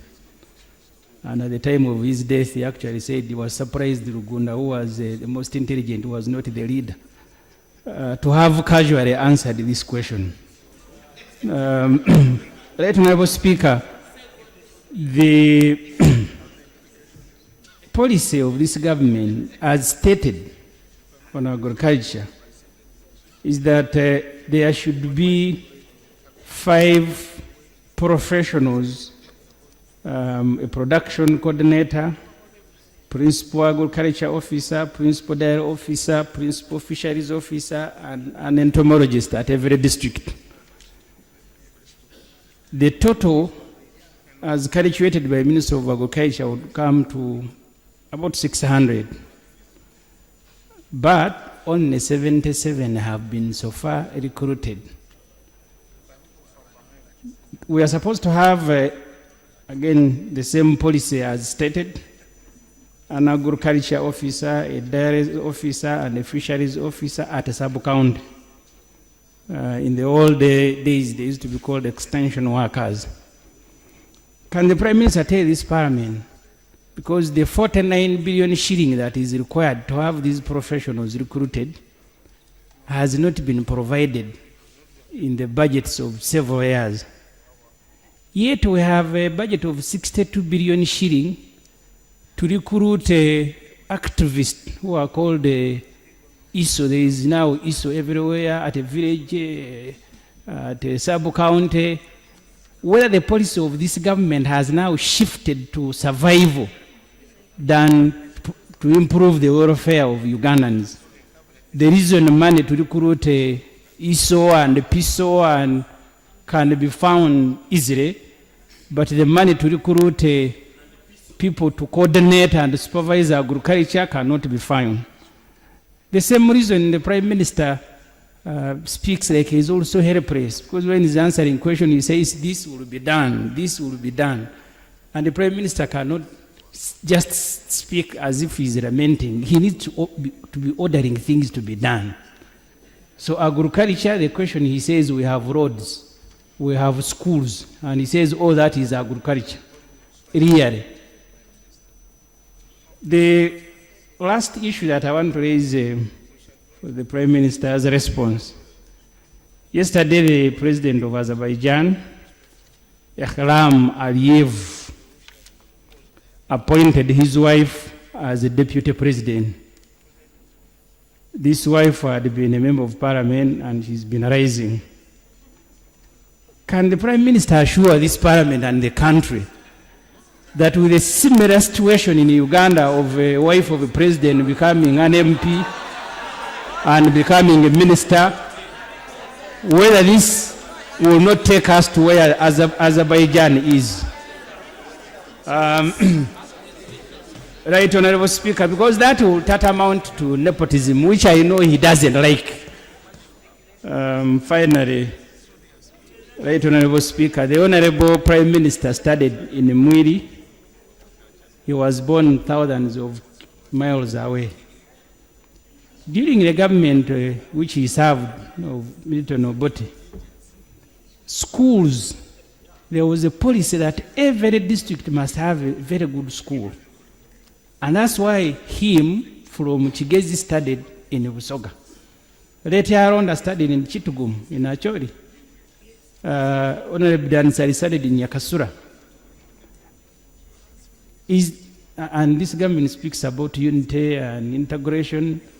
Yet, these days we are all descending on Kampala, just the same schools. You no longer have the Rugundas from Chigezi going to study in Chitugum.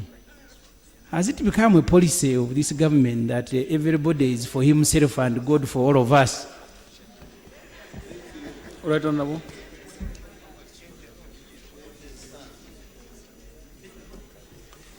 Right, Honorable Speaker, if I may start with the last point about schools. It is true that during our secondary school days, there were a handful schools scattered in the country that we struggled to go to. And I agree that Busoga College Mwiri was definitely one of those. But, Mr. Speaker, sir, what has now happened is that the whole country is full of good quality schools. And therefore there is no comparison that you must travel from Kavale to Jinja in order to get a very good school. Because there are many very good schools in Kavale. So I'm glad that my brother Semuju has indeed helped us to tell this August House and the whole country that the quality of schools in Uganda is very high quality, And that's why even our neighbors in the countries around us, when it is the beginning of the term, you will see buses heading to our schools because of the quality of education and secondary schools that we have. With regard to the issue of appointments, the laws of Uganda are very clear, and in the conduct of public affairs, in the governance of Uganda, the Constitution is a supreme document. It will guide Semuju or anybody who will be in charge of the affairs of this country. Let's not over-speculate, let's not create stories. Uganda is on the right route, and the question of doing things that are bizarre does not arise. Now, the issue of security. I'm rather surprised that my brother Semuju questioned improvement of security and helping the intelligence and security network to be strong. In order to have meaningful governance and economic progress, you must be secure as a country. Therefore, rightly, government has prioritized security as a prerequisite for stability and development. And the intelligence network plays a critical role in making the country secure. The last comment, I share the views of my brother Semuju that we must do everything possible to get more staff, qualified staff, as much as our budget can allow, so that the staff can be in the field to organize, to sensitize, and to educate the wananchi, so that our agricultural practices can be modernized and we get the best out of it, and the country gets the best out of it. I thank you, Right Honorable Speaker. Thank you very much, Right Honorable. Honorable members, I apologize for stopping where we stopped, but that was the time.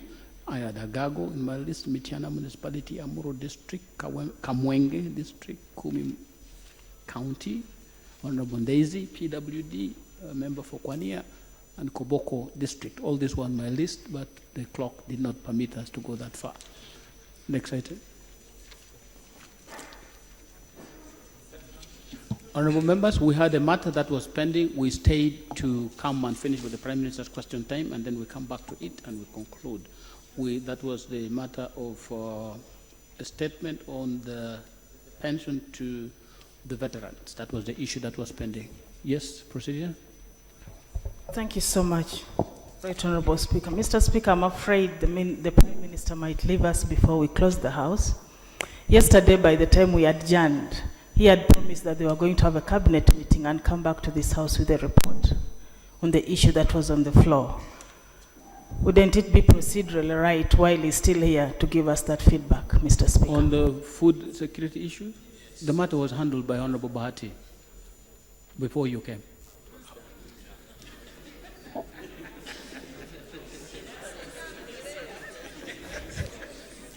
So can we conclude this debate, honorable members? On the issue was actually initially raised by the honorable member for Ashwa County, Honorable Kumu. Would you like to raise some supplementary issues? Is the minister here? Veterans Affairs? Can we please? Oh, this is okay. No, the leader of government business, yes, but there is somebody who had presented a statement who has more information on the specific content of the document. The Honorable Minister in charge of veterans is Honorable. Can we proceed with this discussion in the absence of the minister?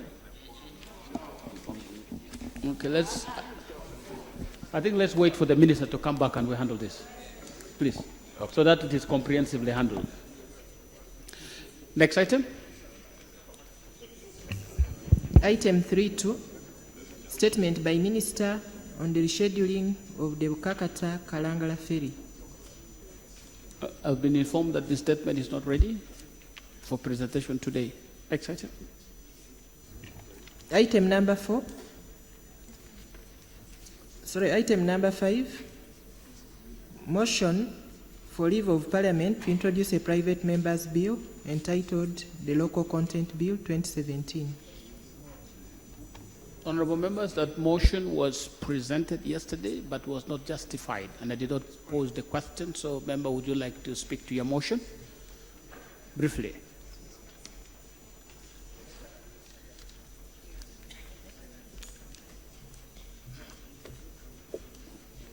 Right Honourable Speaker, thank you very, very much for the time that you've reaccorded to us to speak to this motion. Right Honourable Speaker, for members who are not here yesterday, we presented a motion seeking leave to introduce a private member's bill entitled Local Content 2017. And this is the justification.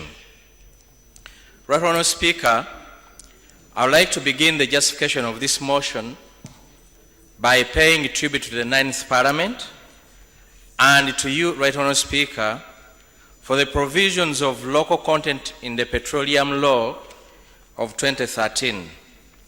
The 9th Parliament found it prudent to give local content provisions special attention when they were enacting that law. Although the law did not define local content in the Act to clarify if it meant to benefit a company registered in Uganda or owned by Ugandan citizens, and it does not mention penalties for non-compliance, the local content requirements provided for in that law have resulted in the increased participation of Ugandans as well as the utilization of consumption of locally manufactured goods available in the petroleum sector. Right Honourable Speaker, yesterday there was a conference in this country discussing local content matters in the oil and gas sector. Right Honourable Speaker and honourable members, oil and gas is just one sector. Yet the country needs local content provisions in almost all sectors. In all loans we approve, in every project where public funds are spent, in every engagement with multinational companies and foreign governments, so that this country's local suppliers, manufacturers, and service providers will benefit from the backward, forward, sideways linkages associated with our engagements with the foreign contractors and investors. Right Honourable Speaker and honourable members, you may recall that the President of Uganda, General Yoweri Kaguta Museveni, while delivering his first State of the Nation address to the 10th Parliament, used the term hemorrhage while referring to the donation of dollars this country gives to different countries where we import goods and services. In his wisdom, the President wished and advised that this hemorrhage must be dealt with if this country is to attain the much cherished middle income status by 2020. Right Honourable Speaker, the biggest donors of our dollars in this country to foreign countries are not the people of Uganda.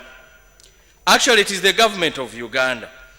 Through procurement of goods and services, our government over the years has been donating dollars by engaging foreign companies in almost all procurements.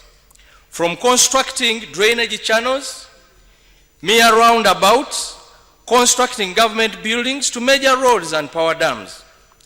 Government has often claimed limited capacity of Ugandan firms, yet there has been limited effort to build this capacity, making the country continuously donate more dollars to foreign companies to provide goods and services, worsening the already poor balance of payments account.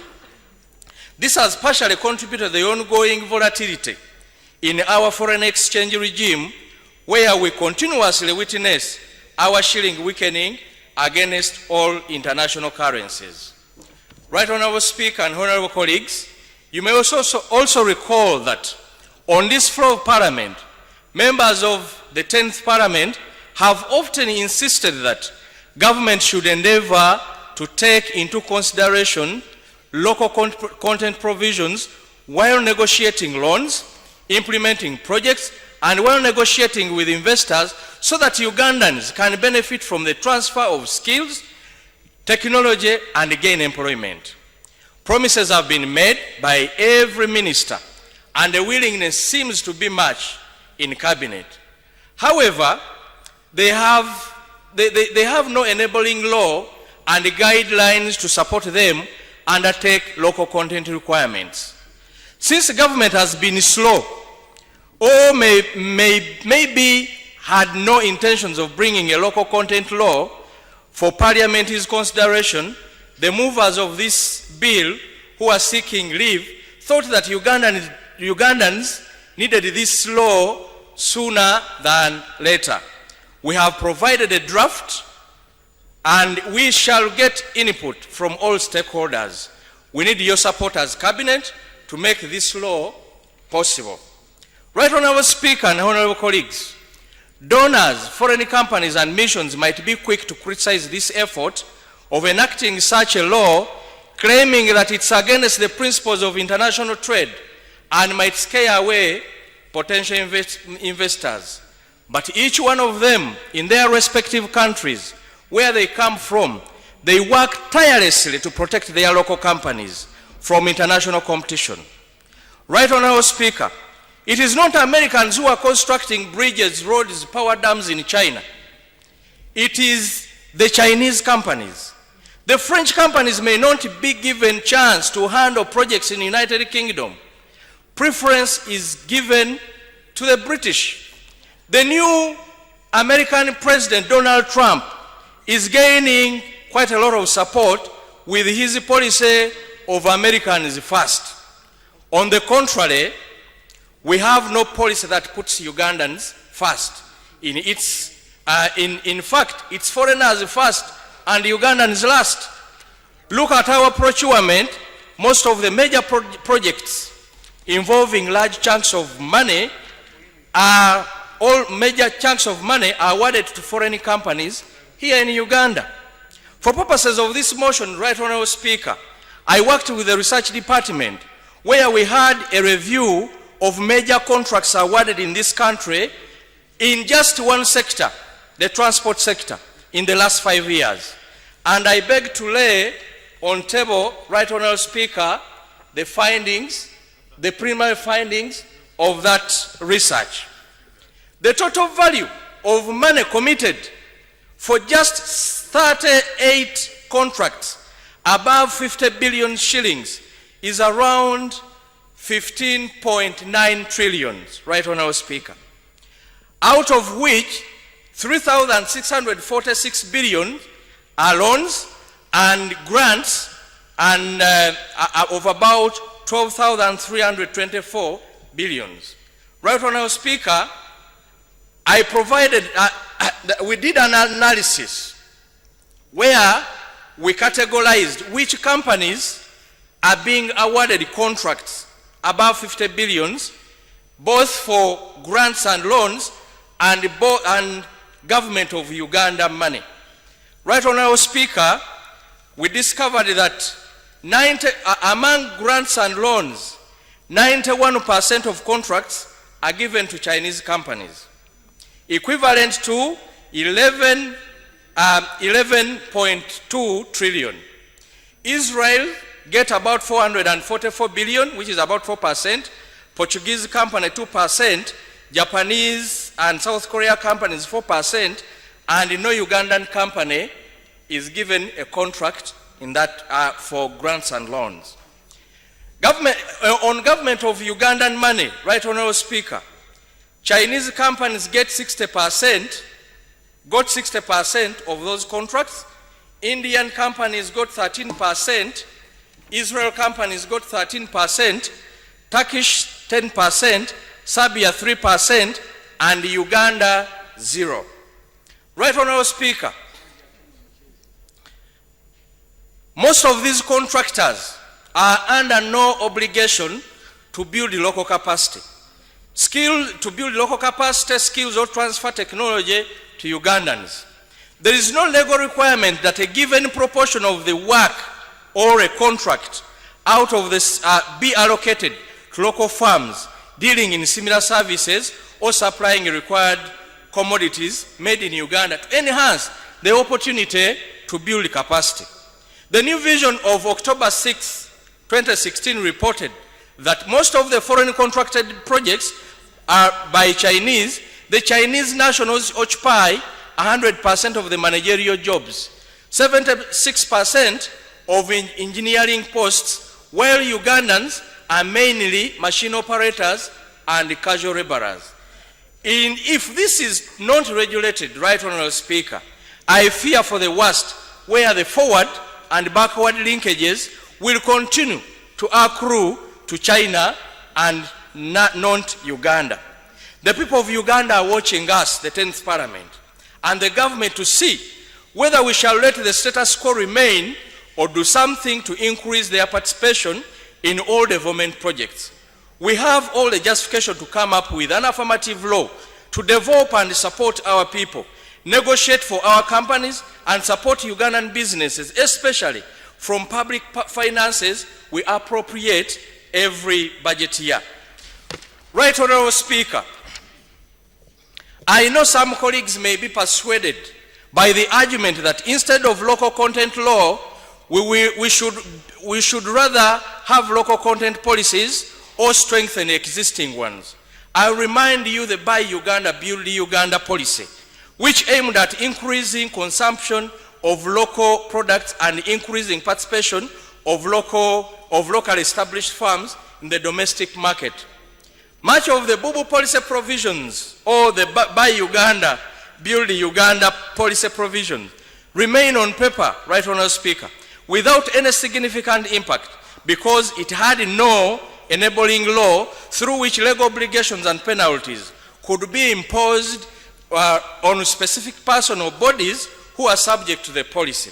Allow me, Right Honourable Speaker and honourable colleagues, also to draw your attention to the preferential requirements of Section 50, Clause 1 of the Public Procurement and Disposal of Public Assets 2003, which tried to impose obligations to public procurement entities to give preference to domestically manufactured goods, Ugandan contractors and consultants.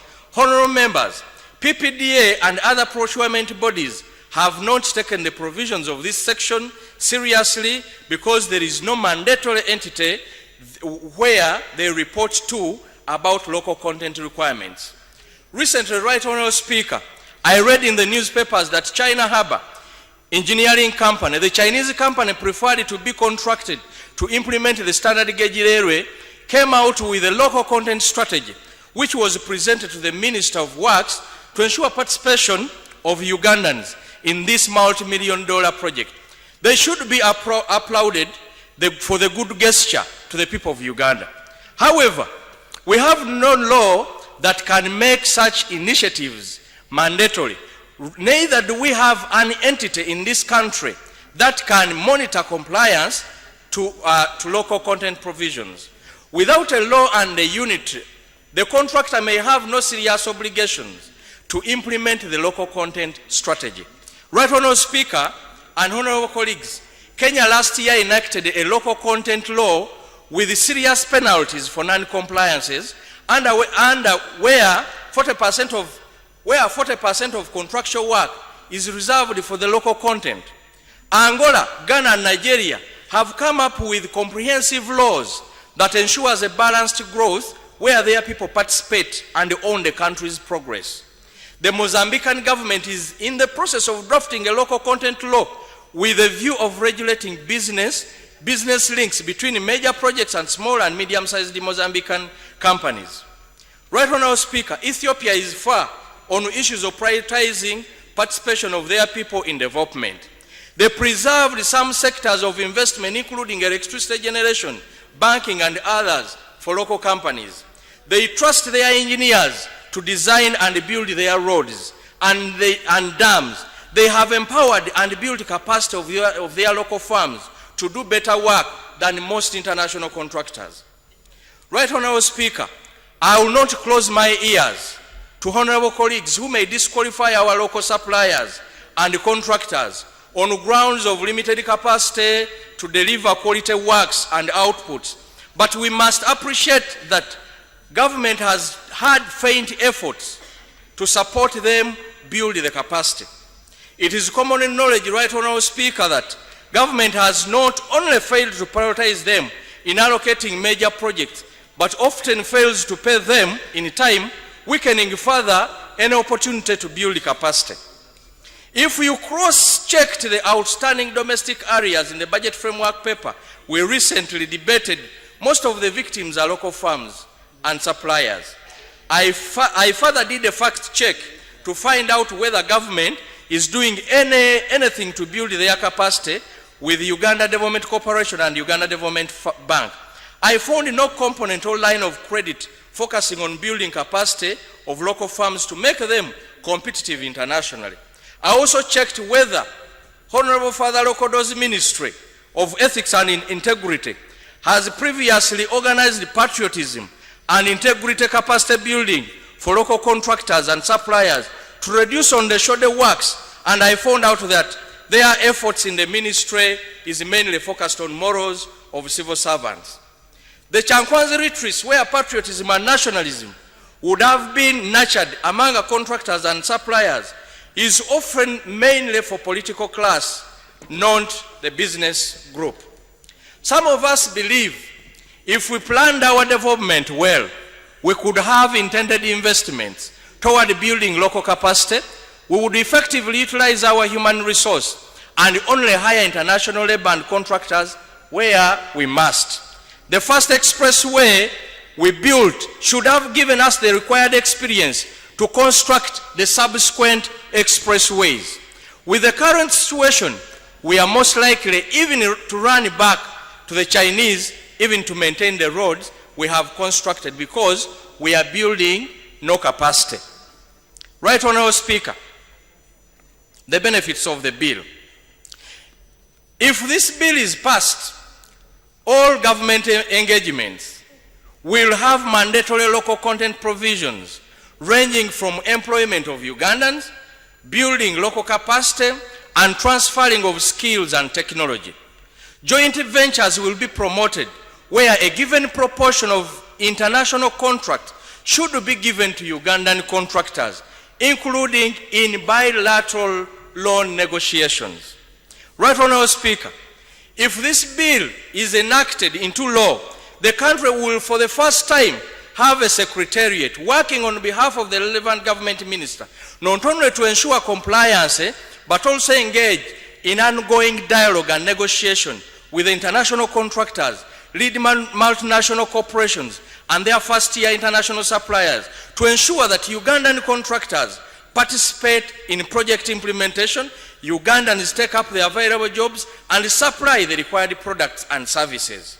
Right Honourable Speaker and honourable colleagues, once we pass a local content bill into law, we will have ensured that politicians and civil servants who are involved in negotiation and awarding contracts and investment licenses have a law that can be used to impose obligations on an investor, a contractor, or a public body, or agency, or entity granted contract or license to exploit our resources, to give first priority and consideration to locally manufactured goods and services, to procure certain goods and services from Uganda and exclusively from Ugandan companies, giving priority and utilizing local available raw materials, and give first consideration priority for employment of Ugandans in all undertakings.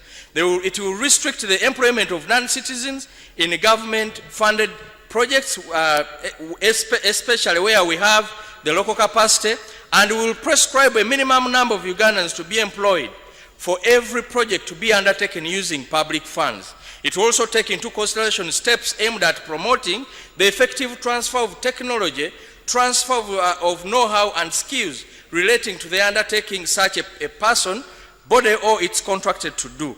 And it will develop development of a national local content strategy. Right, Honourable Speaker, the bill will for the first time create a local content committee to participate in contract negotiation, in supervision, monitor compliance, coordinate and develop the national content requirements for Uganda. The bill, for the first time, Uganda will comply with international companies for incentives, both tax and fiscal, to punish those that don't comply through imposing penalties, including banning them from future procurement. The law will prohibit the importation of goods and services for use by an investor or contractors undertaking projects paid for by Ugandan where such goods and services are readily available in this country. And the bill will create offenses against contractors who don't comply with the local content requirements. Right, Honourable Speaker, as I conclude, I'm already excited that many of us who are in this house today love and would wish to come up with this law. I have my colleagues we have been working with. I'm sure they will present more information about this. I beg to move, Right Honourable Speaker. Thank you very much, Honourable Sanja, for this. I think the motion has been properly spoken to, and I need the secondment, and then I propose the question for debate. There are two seconders in the House, and I'll have to limit their contribution because the member has really justified the motion. I'll have the member for Bukoto South. Honourable Minister. Just give information to the House about this issue. No. Can we finish with the presentations? No, I'm not saying. Bukoto South. Thank you, Right Honourable Speaker and the House. I rise here to second the motion of local content. I'll refer you back in 1987 to the economic reforms which this country has been going through. I already mentioned 3 reforms which I feel are very pertinent to the local content. I'll start with the liberalization of trade. The second one will be currency reform, and the third one will be privatization of government enterprises. Under liberalization of trade, Uganda became a free market economy. Under currency reform, it came with the devaluation of a shilling to a magnitude of 70%.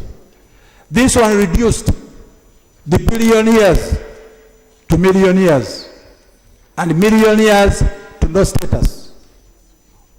And the main loser in this one was the business community here in Uganda and their companies.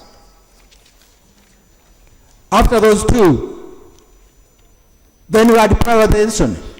When Uganda privatized the government enterprises, there was no consideration for local companies.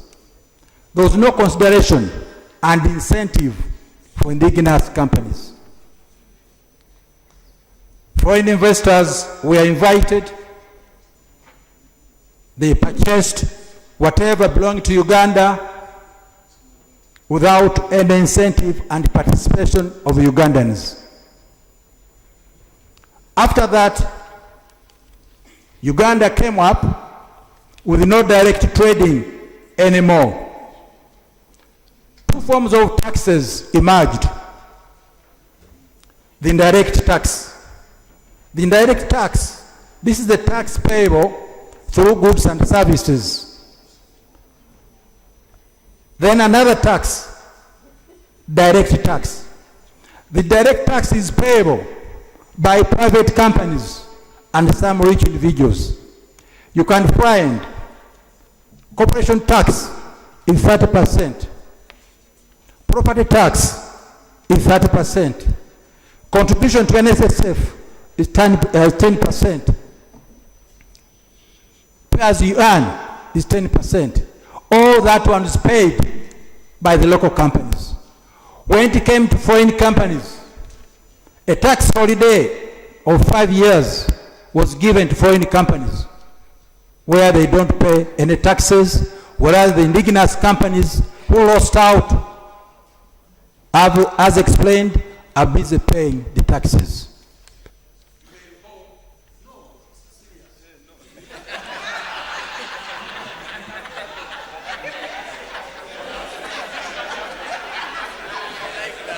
Honorable member, please wind up. Yes, up. yes, yes. We need to see if we can grant you the authority to present this bill.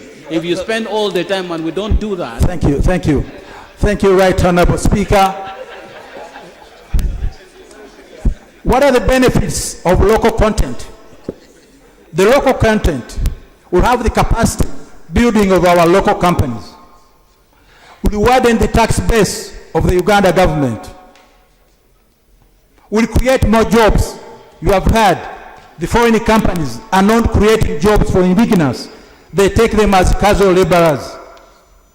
Above all, Uganda will have created a middle class of entrepreneurs, which I believe strongly will be the engine for Uganda to go and attain a middle class status come 20 and upwards. I strongly recommend and actually join all my friends, the local content. I strongly second the local content. I beg to raise my case. Thank you. Member for Soroti Municipality, who is seconding the motion. Seconder. Please. Soroti Municipality. Thank you. Mr. Speaker, sir, I thank you. Honorable members, I stand here to second the motion seeking leave of Parliament to introduce the bill on the local content. Mr. Speaker, sir, whereas my colleague, the Honorable Shabe, mentioned the aspect of what constitutes local content, the honorable members have been asking, some of them, what does local content exactly mean? Borrowing from Wells and Hawkins, 2008, he says that local content can be defined to mean the involvement of local enterprises, labor, in planning, design, and construction services, as well as local value addition in transactions occurring throughout the contractor's supply chain. In this content, local content would be understood to mean national or a defined geographical boundary. Our case now, Right Honorable Speaker, is looking at local content in terms of projects, transactions, as well as business engagements within the auspices of Uganda as a nation. Mr. Speaker, sir, going by your guidance in the previous cases where members moved motion seeking leave of Parliament to introduce private members' bills, you said that we indeed need to state why Parliament should grant us leave. Mr. Speaker, sir, I will seek, as a seconder of this motion, to address that element. Mr. Speaker, under the rules of procedure of Parliament, Rule 110 and 111, members of Parliament have the right to introduce a private member's bill in exercise of their legislative function. We are therefore proceeding, Right Honorable Speaker, to exercise the privilege that is enshrined in our rules of procedure. The Constitution under Article 79, or the Constitution of the Republic of Uganda under Article 79, empowers Parliament to make laws on any matter concerning peace order, development, and good governance of this country. Therefore, Mr. Speaker, sir, it is indeed our desire and request to this Honorable House to allow us proceed with introduction of the Private Members Bill so that we seek to make effect as a parliament to the development of Uganda as a nation. Mr. Speaker, sir, may I therefore say a few elements that will be bettered when the local content bill will eventually be introduced in this House, and if Parliament so finds it fitting, if it is passed, what we stand to benefit. Mr. Speaker, sir, whereas the Buy Uganda, Build Uganda policy was formulated in 2014, no legal framework as of date has been put in place so as to enable us to operationalize the bill. As we know that for any policy, for any policy to become operational, it needs a legal framework for it to have a basis. So, Mr. Speaker, we wish that we strengthen the framework under which the local content policy will be implemented. Mr. Speaker, sir, we also seek to say that when this local content bill is passed into law, we know, Mr. Speaker, that most of the companies, most of the entrepreneurs and investors that come into the country usually do not plow a substantial amount of their profits within Uganda. We know that with a regulatory framework which helps us check into the participation of foreign investors in the play of our economy, then the country can be able to evaluate how much of the earnings and profits gained out of such investments or contracts are actually plowed back into Uganda as a country. Mr. Speaker, sir, as of today, as a Shadow Minister of Public Service, I concern myself with the issue of unemployment. Mr. Speaker, the unemployment amongst our trained, semi-skilled and non-skilled youth stands at over 65%.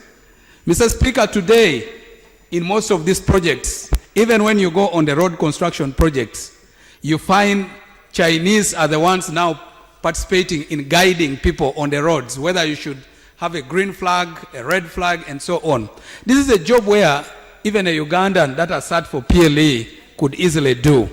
But it's because we have not specifically defined the boundaries of what constitutes who is employable at what level, at which part are we bringing in expatriates, which part do we bring in the semi-skilled, the skilled and non-skilled laborers.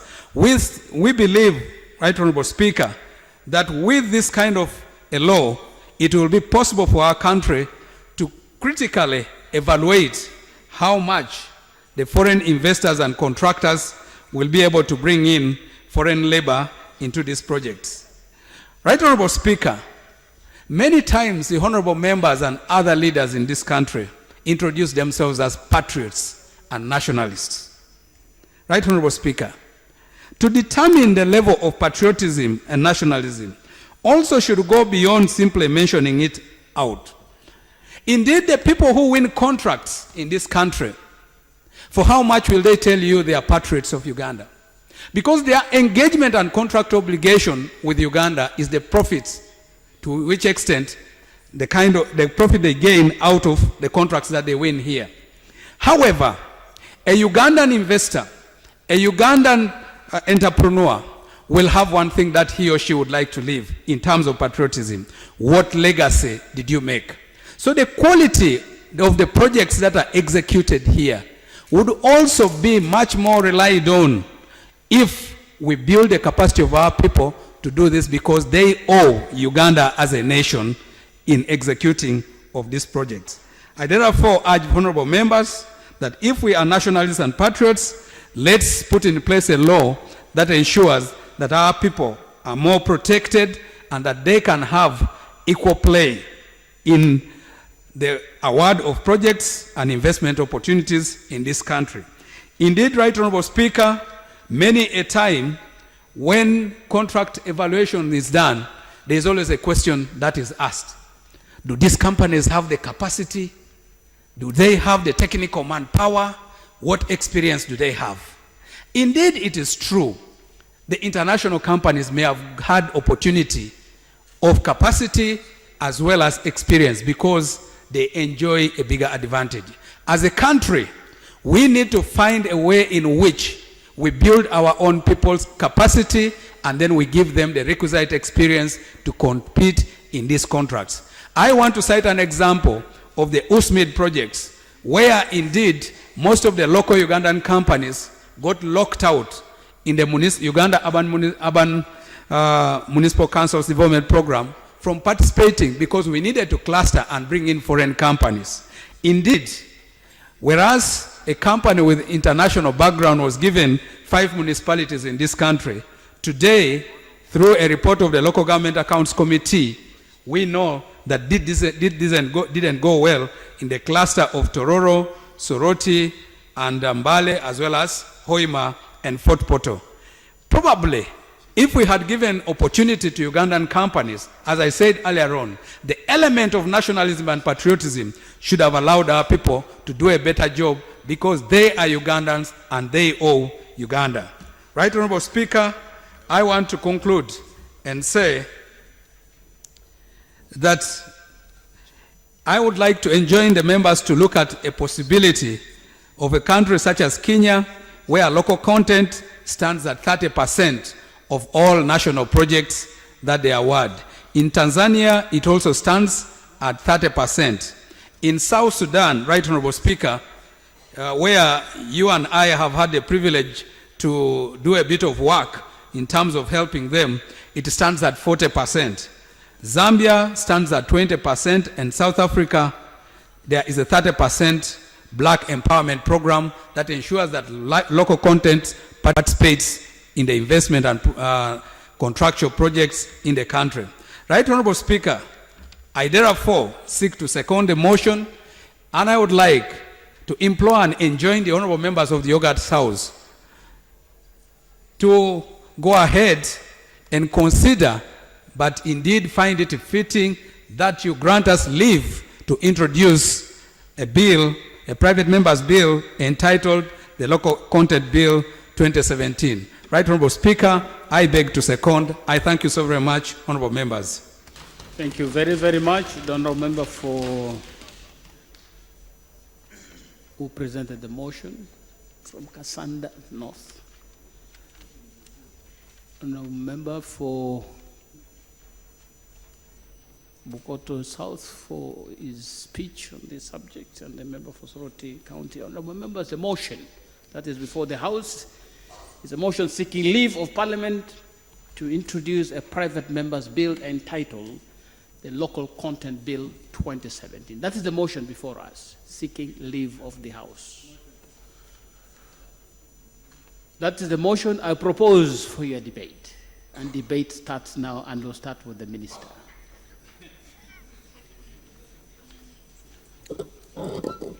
Thank you, Right Honorable Speaker. I would like to thank my colleague of Kasanda North and other colleagues who seconded the motion. This is a very important motion, and I would like to appreciate my colleagues' mention of the policy that is actually on the ground by government. It's true there is no law, but as it is enshrined in his submission, yes, the Buy Uganda, Build Uganda is actually a policy in place. But what has not actually happened, indeed, as they rightly pointed out, we don't have the enabling law. So I do support the initiative, and as a ministry, we look forward to working together with the... I had actually talked to him that I wish, and I don't want to empty everything that we had discussed just this afternoon. I said, I wish we had actually been notified, we would perhaps have shared more, and that could have been enshrined in this motion. Nevertheless, I think this is a very important motion, and indeed, under Buy Uganda, Build Uganda, even His Excellency has already started, gave directives to implement, whereby now Uganda Police Force, Uganda UPDF, medical departments or Ministry of Health are actually directed to buy what is possible from Ugandan companies and factories or industries in their operations. So, procedure. Right Honorable Speaker, notice for moving this private members bill was given long time ago. And I believe that as a sensitive minister, and I know he is, he was aware that this motion was coming on the floor of Parliament. And it is always the pride of backbenchers to come with an idea which is bought over by government. That's our first priority. If the government can buy it off, so much the better, because you are the implementers. But in the event that the minister and his team did not come up to intervene at the right time before the motion is brought on the floor of Parliament, it therefore means that the private member can go ahead, and now Parliament is being asked to give way for this private members bill to be moved. Now, the procedure I would like to suggest is that I'm seeking guidance on, is that the minister could make a substantive contribution make a substantive contribution to the bill which has already been moved. And we already have a precedent. You remember the one which was moved by the member from Aivu. The government came in and made substantive contribution. So you can come in and make substantive contribution instead of meandering around and this kind of thing. We knew all about it, we read all about it, and we have been waiting and we had been hoping that if we had a government with good ministers and sensitive ministers, these laws should have been in place long time ago. But because it has taken so long, that's why private members have decided that they take the lead. That's the guidance I'm seeking. Thank you, Right Honorable Speaker.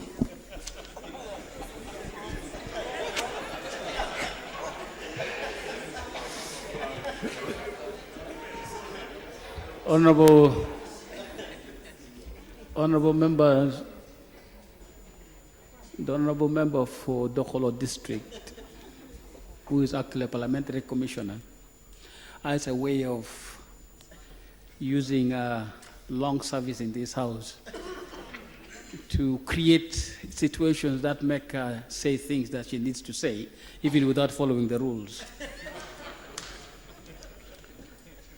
She rose on procedure, but never raised any procedural matter.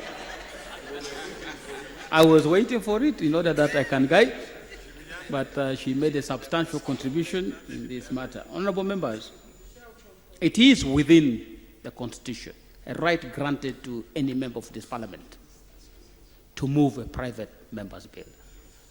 And that right is not prohibited in any way. The only qualification is where it would lead to a charge of the consolidated fund. That's the only qualification. But the member has a right to move a private member's bill.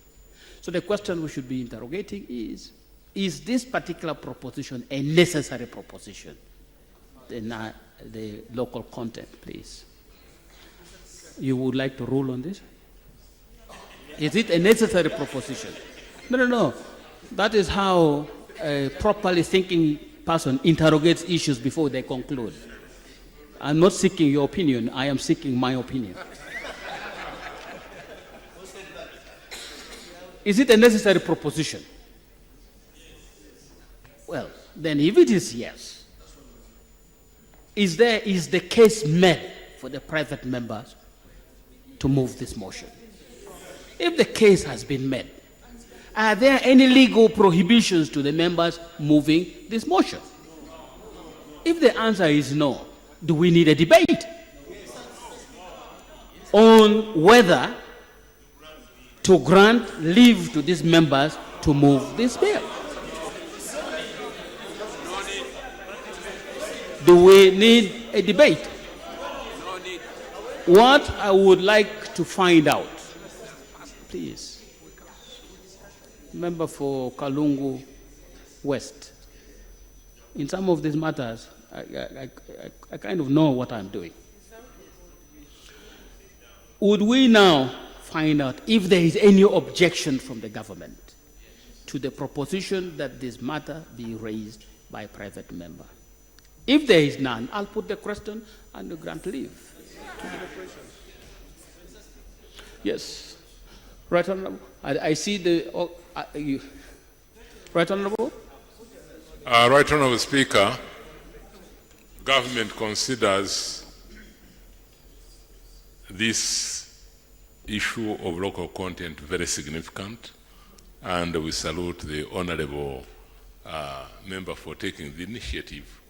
And government is happy because government is precisely working for the same cause, and what government will do is to see just convergence so that we can get the best bill on local content worked out. Honorable members, can I put a question to this motion? Yes. I put the question to the motion that Parliament grants the honorable members leave to introduce a private member's bill entitled the Local Content Bill 2017. Will those in favor say aye? To the contrary, no. Aye. The ayes have it. Leave granted, and the government is now on board to facilitate the honorable members in preparation of the bill for its first reading. If in the process the consultations are wider and you got views from government and from all the other sectors, and we have a comprehensive bill that can handle this matter sufficiently, the House will be prepared to move with the first reading of this bill and processing it to its conclusion. Thank you and congratulations. Honorable members, I have sad news to communicate.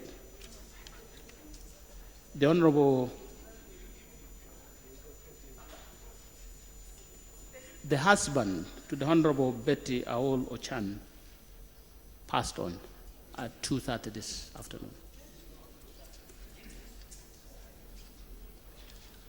On a very personal note, he was my teacher. He taught me physics, and it's a personal loss to me as an individual, and of course to our people and to this country. He's a retired head teacher of the secondary schools. He taught in most of the secondary schools in northern Uganda, and he headed them, but he has passed on this afternoon. I'll ask you members that we rise for a moment of silence in this room.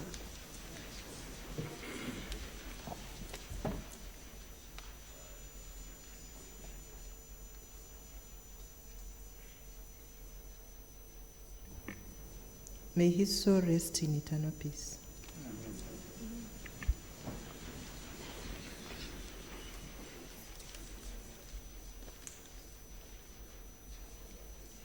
Yes. Because we have a bill, the insurance bill, and we also have to conclude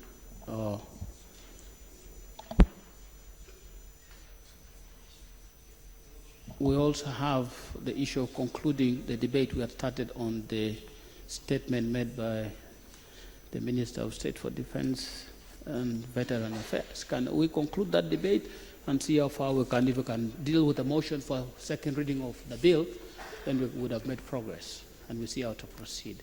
Can we conclude? I'd already asked the member for Aswa, Honorable Regan Okumu, who raised this matter, to supplement, and then we see how to progress with this.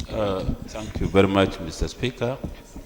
I want to thank the Minister, and I also thank the Prime Minister, because when I raised this issue, he directed the Minister, and yesterday the Minister gave me a copy of his statement that he has presented today.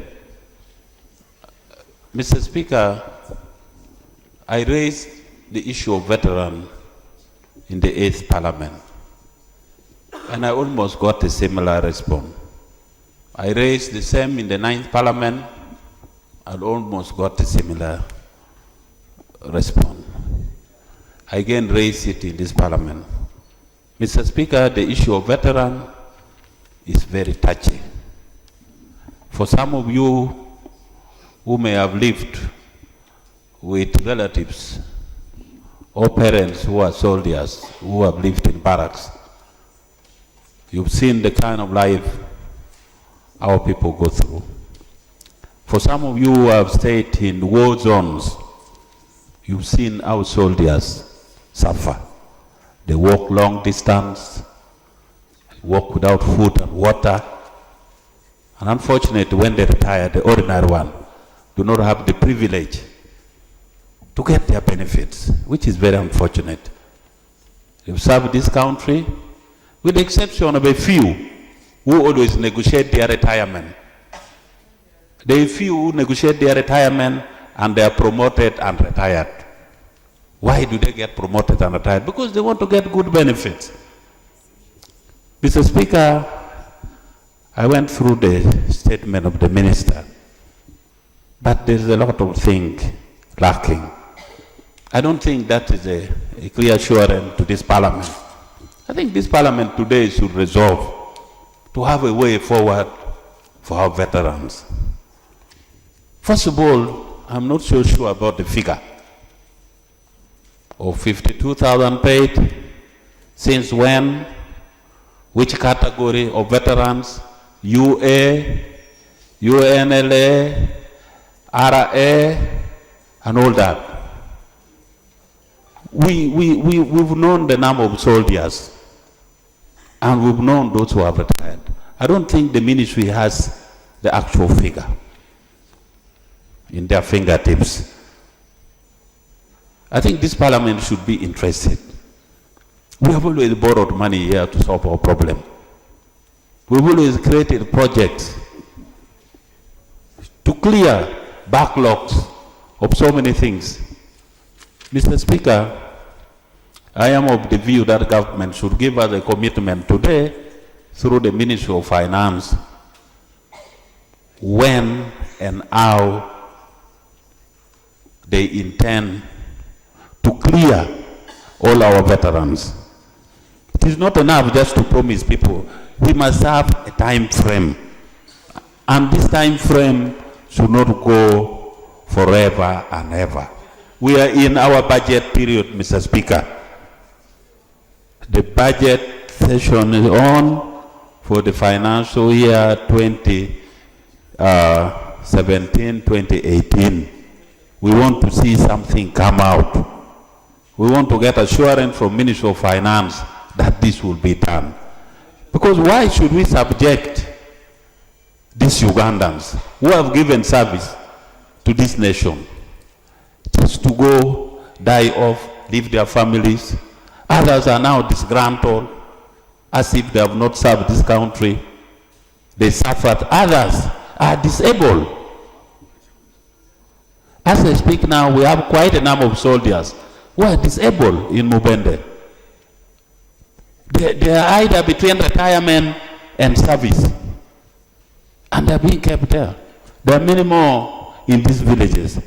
So, Mr. Speaker, I think it is important that before we conclude this debate, we need assurance, a time-bound assurance from the Minister of Finance and the leader of government business that is there a way that you can give assurance to the people of Uganda and this House that you are going to clear the veterans.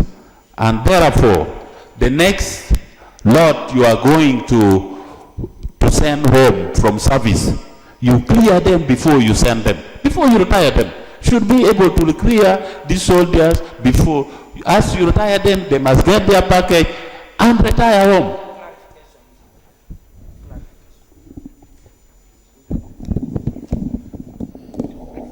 Right Honorable Speaker, the mover of this matter on this floor is talking about payment of veterans And I think in the discussions that came before, questions were raised as to the precise definition of veteran. So can we be assured of who are these veterans? Does it include those who served during the colonial time, post-colonial? I heard the mention of Obote's regime and so on. Can we know who are these veterans and how do we categorize them? And those who have already died, and how they can get the benefit on behalf of the family? That's the clarification I'm seeking.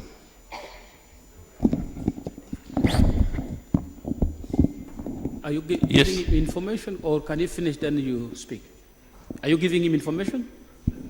Please, you wind up, then I have the Minister of Affairs. Mr. Speaker, as a wind up, I would also like, I've been in this parliament, and there are interest groups who have been representing effectively the interests of their people. I am, with all the due respect, I am so disappointed with the UPDF representative in parliament because they have kept mum all these years. As a chair of an accountability committee, I would not hesitate even in future to ask for value for money audit for members of parliament representing their people. Because what do you represent here? If you cannot represent those soldiers in whose name you are now called honorable member of parliament, in whose interest are you? I think we get a little bit disappointed, Mr. Speaker, that members of parliament from the backbench on both sides continue to raise issues regarding welfare of UPDF, raising issues of veterans, raising issues of housing for the army, and yet the army representatives are here quiet. What are you doing? Whom do you represent in this house? If you cannot represent those foot soldiers in whose name you are here, I think this is saddening. That also calls for questioning. I am very proud with the women representatives in this house. They have stood for the interests of women. I am very proud with the youth representative. They have stood for women, for youth. I'm very proud with the disabled person. They have moved motions. Laws have been made in this house to cater for the interests of the disabled person. But I'm very disappointed with the UPDF, the 10 representatives, not just in this parliament, even in the previous parliament, for not even making a statement concerning welfare of soldiers. This is quite disappointing. And I think this house should revisit the representation of UPDF if they cannot represent the interests of the soldiers who continue to suffer. Problems are in Somalia, it is the backbenchers who raise these issues. Soldiers are going without food, it is backbenchers who raise these issues. Soldiers don't have houses, it is backbenchers who raise these issues. Soldiers are not paid their salaries, you are here quiet. You cannot speak on behalf of. I think this is quite unfortunate, Mr. Speaker, and I think they should pull up their socks, otherwise we will not also sit quiet and try to seek a way of expelling them out of this house because they do not represent the interests of the people they should be representing. I thank you, Mr. Speaker. Honorable members, I will allow, just hold on a bit. I will allow the Minister for Security to speak. But honorable members, this is a national parliament. There are processes that we go through to constitute this parliament. But once it is constituted, it becomes a national parliament. Any member of this house can articulate any matter on any subject on anything that comes before this house. It doesn't have to be a woman to raise a matter for women. It can be any member of parliament. It doesn't have to be a soldier to raise a matter for soldiers, because we have all soldiers in who are coming from our constituencies. It doesn't have to be a worker to raise the issue of workers. It is a national parliament. In fact, it would be shameful for the whole parliament to leave the issues of disability to the members who are representing people with disability. It would be a shame. If we now say only the 4 or 5 of them should be articulating issues related to disability, that would be a shame to this parliament. We should all be conscious about the peculiarities in countries. We have soldiers, we have people with disabilities, we have workers, we have young people, we have all this categorization of people. That is now put together in this parliament. It is therefore the responsibility of this house, not any individual member, to represent the general issues of this house. That is my attitude to this, and I hope it is the attitude of this parliament that we are a national parliament. Thank you. Yes, Honorable Minister for Security. Right Honorable Speaker, thank you very much. First of all, I should categorically say that I'm a veteran, de facto, de jure. And it is also on record that maybe I got some privileges the other day. So I've been a typical veteran, a member of the Defense Forces. Right Honorable Speaker, I hope you will allow me more time than is given others so that we can go deep into this matter. Issue number 1, these people are very important. And I've had the opportunity of traveling this country. I have seen them. Certainly, they have special needs. However, Right Honorable Speaker, these are veterans among others. First of all, because of your political battles and the differences we've had during different regimes and so on, what was called a veteran has been expanding.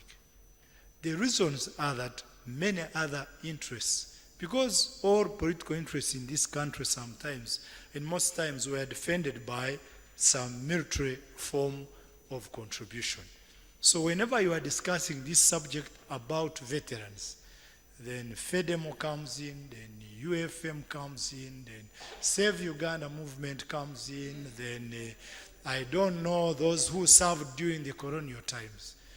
But because of the political temperature we've gone through along our times, we've become more accommodative as we had to be. This expanded numbers.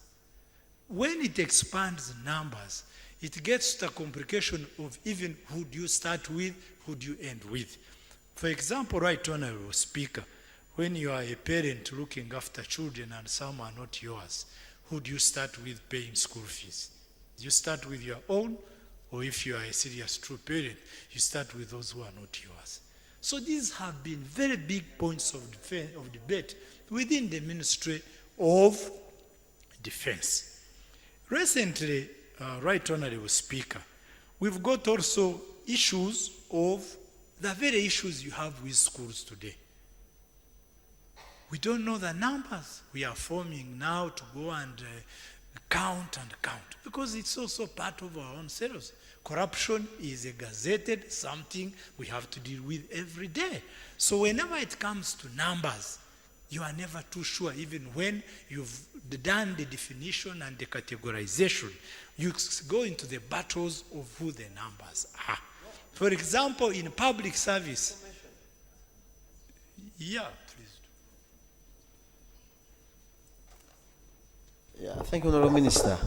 Right Honourable Speaker, I think the Minister did not read the statement. In this statement, there is a matrix or a table. And in this table, the Minister goes ahead to give us the number of veterans and eligible beneficiaries documented. Then he goes to number of veterans paid. He goes to the backlog, he gives a number. And then he even establishes the number which did not meet the requirements. Now, this one definitely tells us that the number is known, because this is generated by the Minister. Now, Honorable Ramirama, my good friend, General Tumukunde, when you talk about the number, there is no argument about that one. The number is known. That's the information I want to give you. So get address to this statement. I do not, Right Honourable Speaker, I do not intend to dispute the views of the Minister. He is a relevant Minister, but he's been a Minister for 7 months. This is an enormous task. Yes, and I'm sure when public service comes here, they tell us of figures. But I am telling you that this is work in progress. I was the chief of personnel and administration, and I know that even with the standing army, there is always a battle. The problem lies with ourselves, corruption. The problem sometimes lies with ourselves, mere failure of our own selves to attach importance to detail. So we praise him. If he has achieved this, this is very good. In any case, we have to have some working figures. However, I would want that as we go through this, we give it sufficient time and we give it sufficient attention. By the way, sometimes maybe Parliament needs to be reminded that we are the ones who determine the budgets of this country. You hold the purse. Since morning, I don't know how many priorities have come here. We have starving people, they are dying. We have to do something about it. You have had issues about we have this, we have this, we have this, we have this. So the main question comes to who starts, who ends. Sometimes we go back and tell our soldiers who are not necessarily that well paid, as you all know. If I told you my salary as a retired general, you'd be shocked. So we go back to our soldiers who are built on the foundations of revolution, and we tell them, please just do a bit of waiting.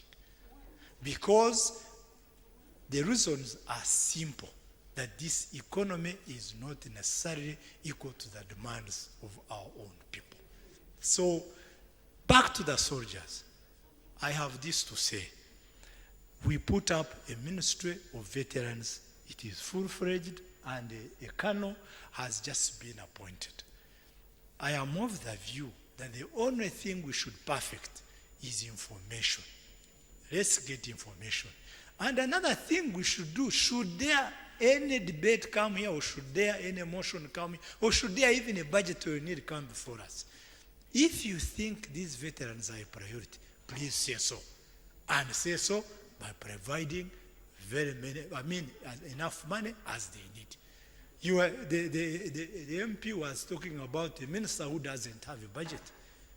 Actually, the security sector has a lot of pressure, as you know, but we don't get as much of the budget.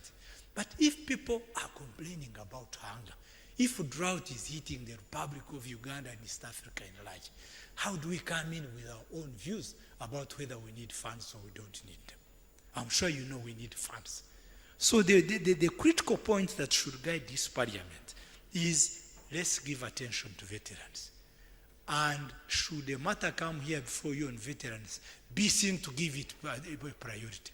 About blaming UPDF officers, I ascribe to the view of the Right Honourable Speaker that these soldiers are ours. They defend our country.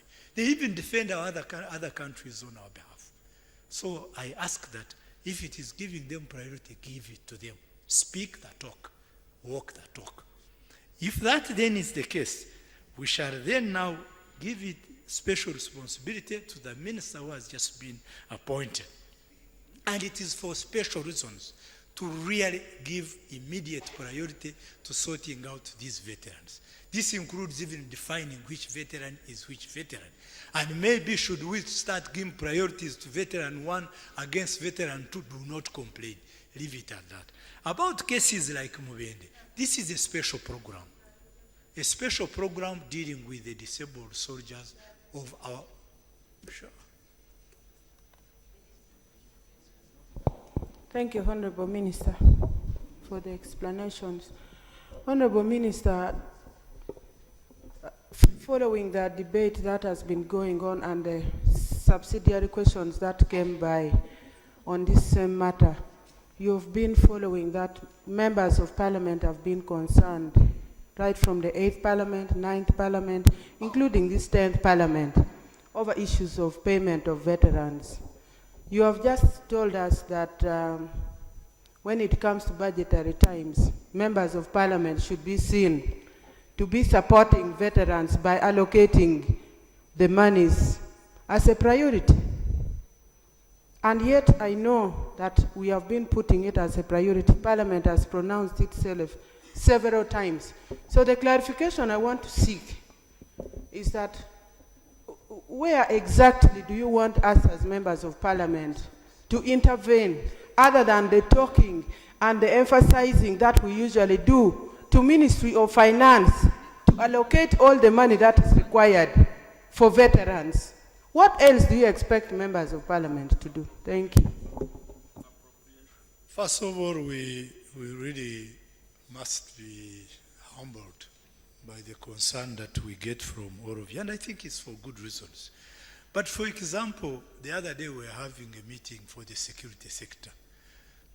Public service had taken over these veterans. They didn't have any money to pay them. So the question lies with who is supposed to walk the talk. So in this particular case, it was even decided that they return them to the army, especially after the creation of the new ministry, for purposes of giving them special attention. I think the problem in this whole matter is it in our means? Maybe that's the bottom line.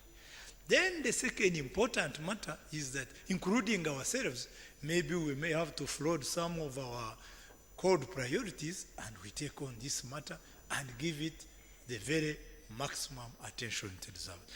For purposes of advice, this is what I advise. Procedure? Yeah, sure.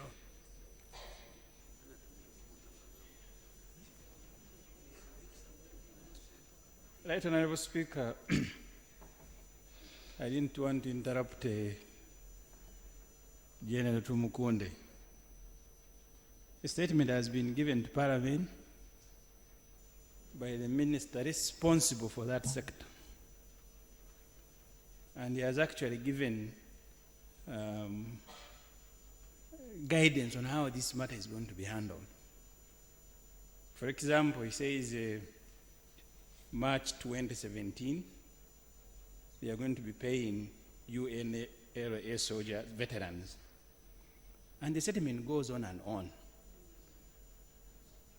The procedure issue I am raising, whether another minister, without adding value to a statement given by a colleague, should actually go on telling this parliament how, because he says we put up Minister for Veterans. I don't know whether he's now part of the presidency or somewhere he sits with the president and both of them are the ones putting up ministries.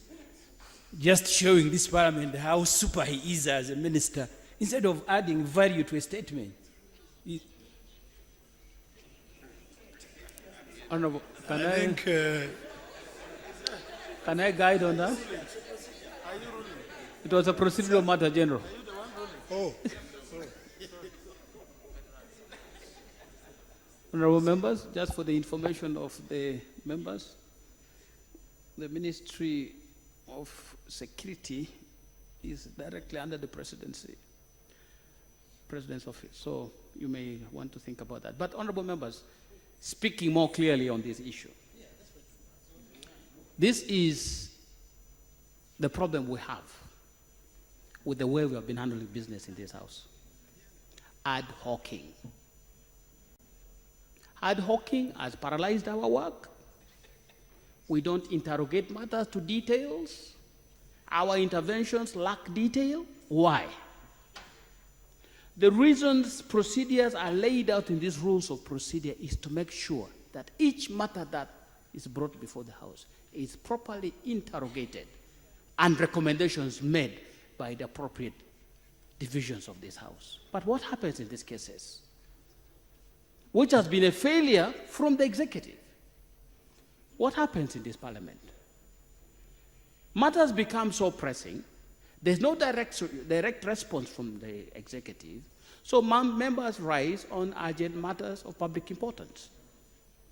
And when members rise, like the Honorable Member for Aswa rose on this occasion and spoke about veterans, and because the information is lacking, a direction is made from the chair that we need a statement tomorrow or the next day on this matter.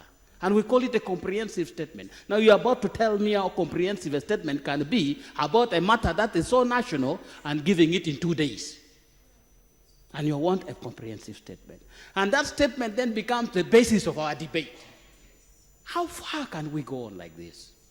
We have committees that can interface with these agencies and interrogate these matters into better details and come out with formal decision points as recommendations for this House that we can either approve as recommendations or even adopt them as resolutions and directives to the executives for how they can go on and implement these propositions from Parliament.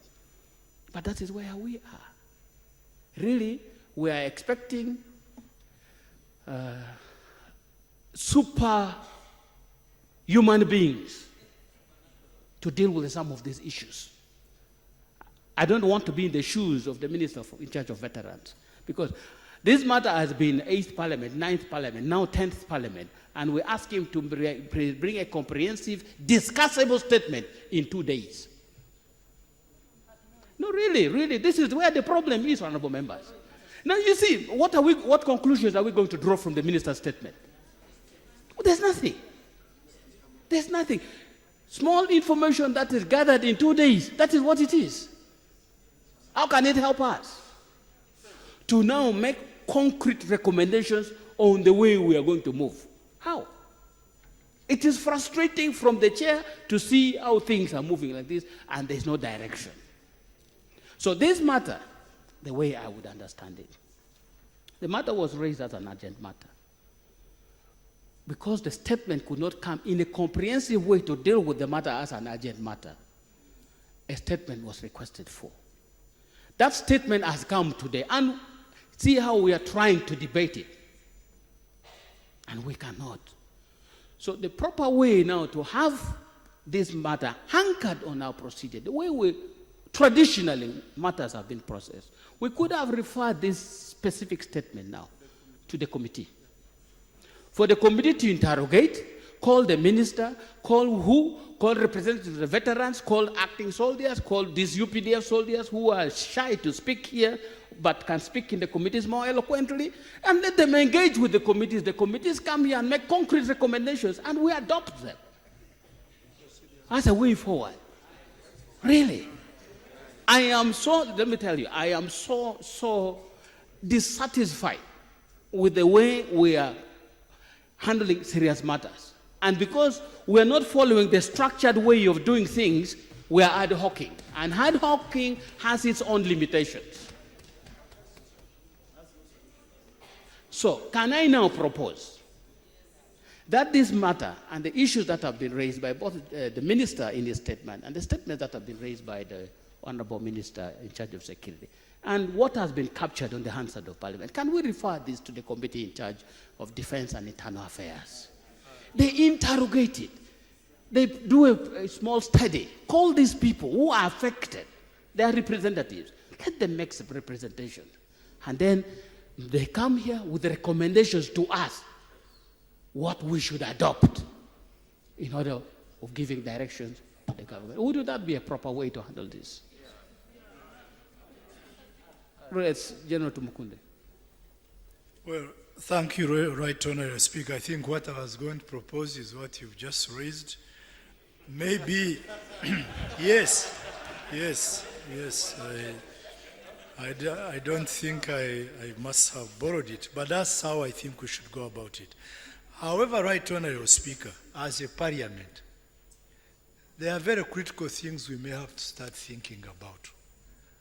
Across the year, as we debate these issues, we should appoint some financial expert to be tabulating the financial needs of the many issues we raise here. Then we may know if whenever we have Point of order.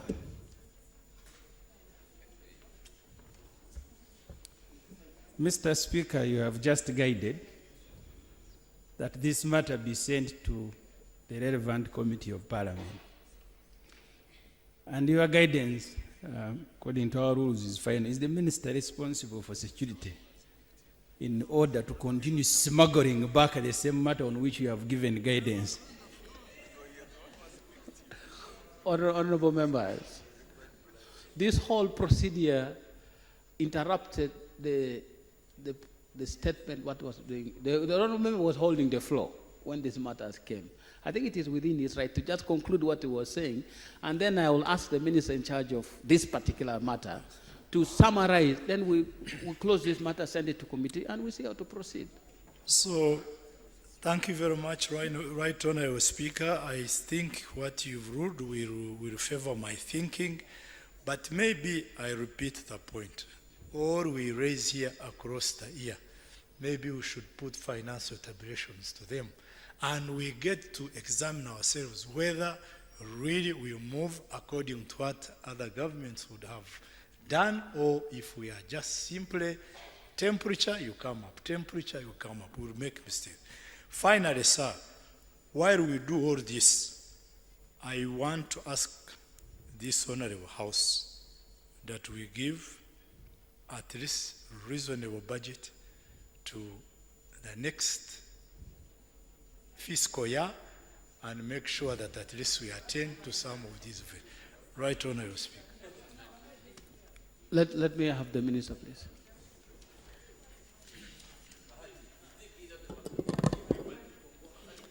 Thank you, Right Honourable Speaker and honourable colleagues, for your enormous positive contribution towards solving this problem. Through you, Right Honourable Speaker, I want to assure the House that with the little money that there is, we are not accumulating any cases. All soldiers and officers who retired last batch, they have received their money. Those who have not yet received their files, either they were queried, but I only know 32 cases which are pending. And I monitor them every Monday between defense and public service. 2, we have agreed strategically that those files which are ready, especially UNA, UA, whatever money is available that comes in, we must pay them. So I want to assure members that we are not going to accumulate any more backlog, we are reducing. 2 is that from the contribution of members, one actually said that you seem to be from Mars. Where are you going to get this money? Then we are from Mars, all of us. The appropriation of the budget is in this House, Right Honourable Speaker. And I agree with the Honourable Okumuro. We must have a project. If it needs to borrow, we borrow and clear these cases because they are deserving. I thank you very much, Right Honourable Speaker. Honourable members? It's okay. I take it, sir. Are you taking clarification? It's up to you. I take it, sir. Thank you, Mr. Speaker. The clarification I'm seeking from the minister. In this table, you give a number of veterans and eligible beneficiaries documented as 168,645. Then, you give the number of paid veterans being 57,026, correct? Then the backlog is 83,183. That's what he wrote here. So if you subtract the number of paid veterans from the number of eligible, the difference is 111,26 veterans. Could you clarify on this? Because the figures do not tally. Then the last clarification, Mr. Speaker, sir. According to the minister's statement, he gave in part D, I want to read verbatim, Mr. Speaker, sir. Many military veterans whose packages have been processed have not received their benefits because of either invalid or dormant accounts, leading to bounced payments. Whenever we go to campaigns, this is when veterans are asked to open up accounts. And indeed, they got an extent of even swearing oath, getting lawyers so that they get accounts opened. Then they keep there, you take them out to support in campaign and security. After campaigns, they are not paid. accounts become dormant for 5 years, and now I think they are 10. So the clarification I'm seeking is you to clearly explain these two areas. Who is the cause of this? And then you will give a better answer. That's the clarification I'm seeking from you. Thank you, Right Honorable Speaker. Thank you so much, Honorable Minister. Right Honorable Speaker, as we have observed, the information that we have got is not really telling. The minister in charge of veterans is saying he has paid some veterans. The minister in charge of security is saying that the list keeps on expanding. You don't know whom to start with and whom to leave, either to start with your children or which one. That statement came from you, Security Minister. Now the clarification that I'm seeking, Right Honorable Speaker. We have veterans. Like, for example, my father was in the army in the early 70s, and he keeps on asking me plus other veterans when they will be paid, because they were counted. They stayed for 3 days, and up to now, there is no answer. In the constituencies, these people are asking me every day, Honorable Member of Parliament, you are our representative, when is government going to pay us? So the issue that has not come out clearly, which category or which year are you beginning with? And which veterans have you paid as per the information that you have given us? So that we are clear, so that we are able to explain that from this year to this year, they were paid. This one from this one, they are yet to wait. So that at least we are clear and we move on the same page. Thank you. Thank you. Right Honourable Speaker, you have already ruled on this matter. That goes to the committee. Additional clarification. Honourable colleagues, let's first, you asked me to give you information. Allow me to give you information. Further clarification, Please. Right. I need your protection, Right Honourable Speaker. Procedure, there's a procedure. Procedure. Right Honourable Speaker, since morning I have not said a word. I didn't rise up just to say nothing. I rose up to say something. Through your wise ruling, you put it so clearly. Honourable Member, I came to Parliament at 5 minutes past 2. I don't know what you were doing here in the morning. Okay. Thank you, Right Honourable Speaker. What I want to say is this. Honourable Speaker, you put it so clearly that the statement which is before us took such a short time to be delivered to the House, and therefore may not be well detailed to our expectation.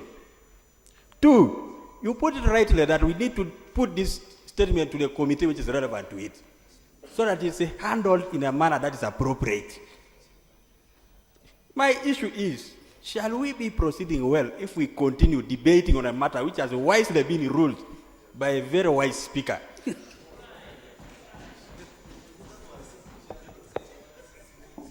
Thank you. Speaker. Honourable members, please. You know, when we go on like this, we lose time when we should have done something else. And yet we are coming back to this. Honourable Minister, can I take final decision? This matter goes to committee. You interface with the committee, all the people responsible for this and people affected by this can appear before the committee. Then the committee comes and advises us with recommendations on what we should do. We can even make a motion and with the resolutions on how these matters can be resolved. And then we get there and finish. Some of them are budgetary implications. We're in the budget period. That same committee is handling the budget. They can see what to do in order to alleviate this situation. Matter referred to Committee on Defense and Internal Affairs for expeditious handling, given that the matter is urgent. This is not one of those things that was going to wait in the committee. Honourable members, if you could come back in 2 to 3 weeks and advise us how we can proceed with this matter. It would be helpful so that our veterans can also feel clearly taken care of. 2 or 3 weeks, 3 weeks being the maximum period, 2 weeks being the minimum period within which you can do this. Thank you. Next item. Item number 6, bill second reading. Honorable Minister. Mr. Speaker and honorable colleagues, I beg to move that the bill entitled the Insurance Bill 2016 be read for the second time. Is the motion seconded? It's seconded by member for Chibuku, who is also Minister of State for Local Government. Member for Tororo, who is also Minister in charge for, Minister of State for Health, General Duties. Member for Bunkoko, Government Chief Whip, and the member for Jinja. Motion is properly before the House, including the member for Kilak North and member for Kumi Municipality. They are seconding this motion. Honorable Member, Honorable Minister, would you like to speak to your motion for second reading of the bill? Even the Honorable Member for Chiboga District seconded the motion. Thank you, Mr. Speaker and colleagues. The object of the bill is to repeal the Insurance Act, CAP 213, to amend and replace the law relating to insurance, to provide for the regulation of insurance business, to continue in existence the Insurance Authority of Uganda as a body responsible for regulation of insurance business and provide to related purposes, and to seek to incorporate the International Association of Insurance Supervisors insurance core principles, the recommendations of the Financial Action Task Force, including providing for anti-money laundering and counter-financing of the terrorism and for related purposes. This bill has been fully studied by the Committee on Finance, and the committee is ready to make a report to this House. I beg to move. Honorable members, that's motion for second reading of the bill. I propose the question for debate on the motion for second reading of the bill, and the motion is that the bill entitled the Insurance Bill 2016 be read the second time. That is the motion, and to kick off our debate would be a report from the committee. Chair.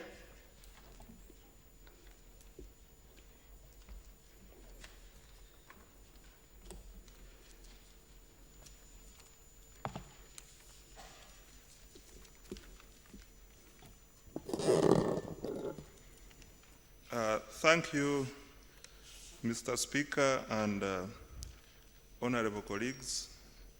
Mr. Speaker, like the Minister has moved, the insurance bill was referred to our committee, and now we are ready to report back.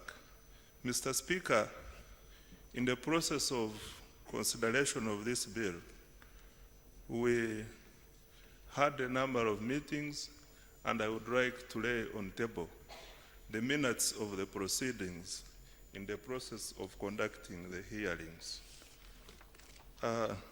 Mr. Speaker, this file contains the minutes and the other relevant documents that were used in the process of considering the bill. I beg to lay.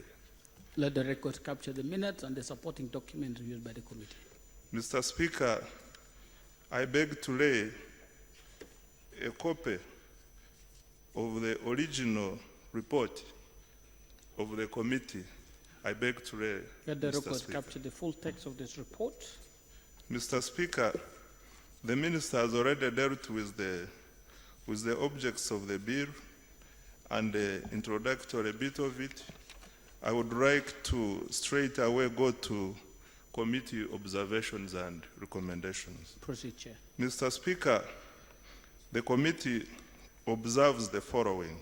1, the current law on insurance in Uganda is contained in the Insurance Act that came into force in 1996.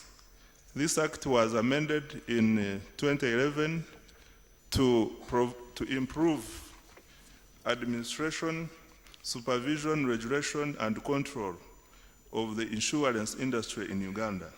However, at the time of amendment, the International Association of Insurance Supervisors, insurance core principles had not yet come into force.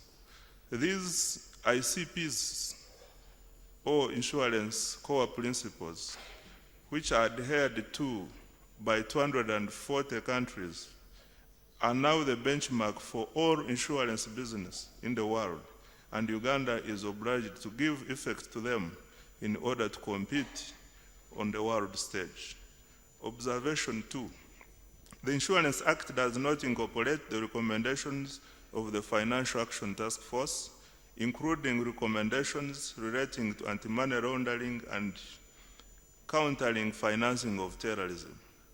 Uganda's compliance with the ICP and FATF recommendations gives investor comfort, the bankers willingness to lend, and leads to reinsurers to reduce their rates. This makes Uganda a more acceptable destination for investors.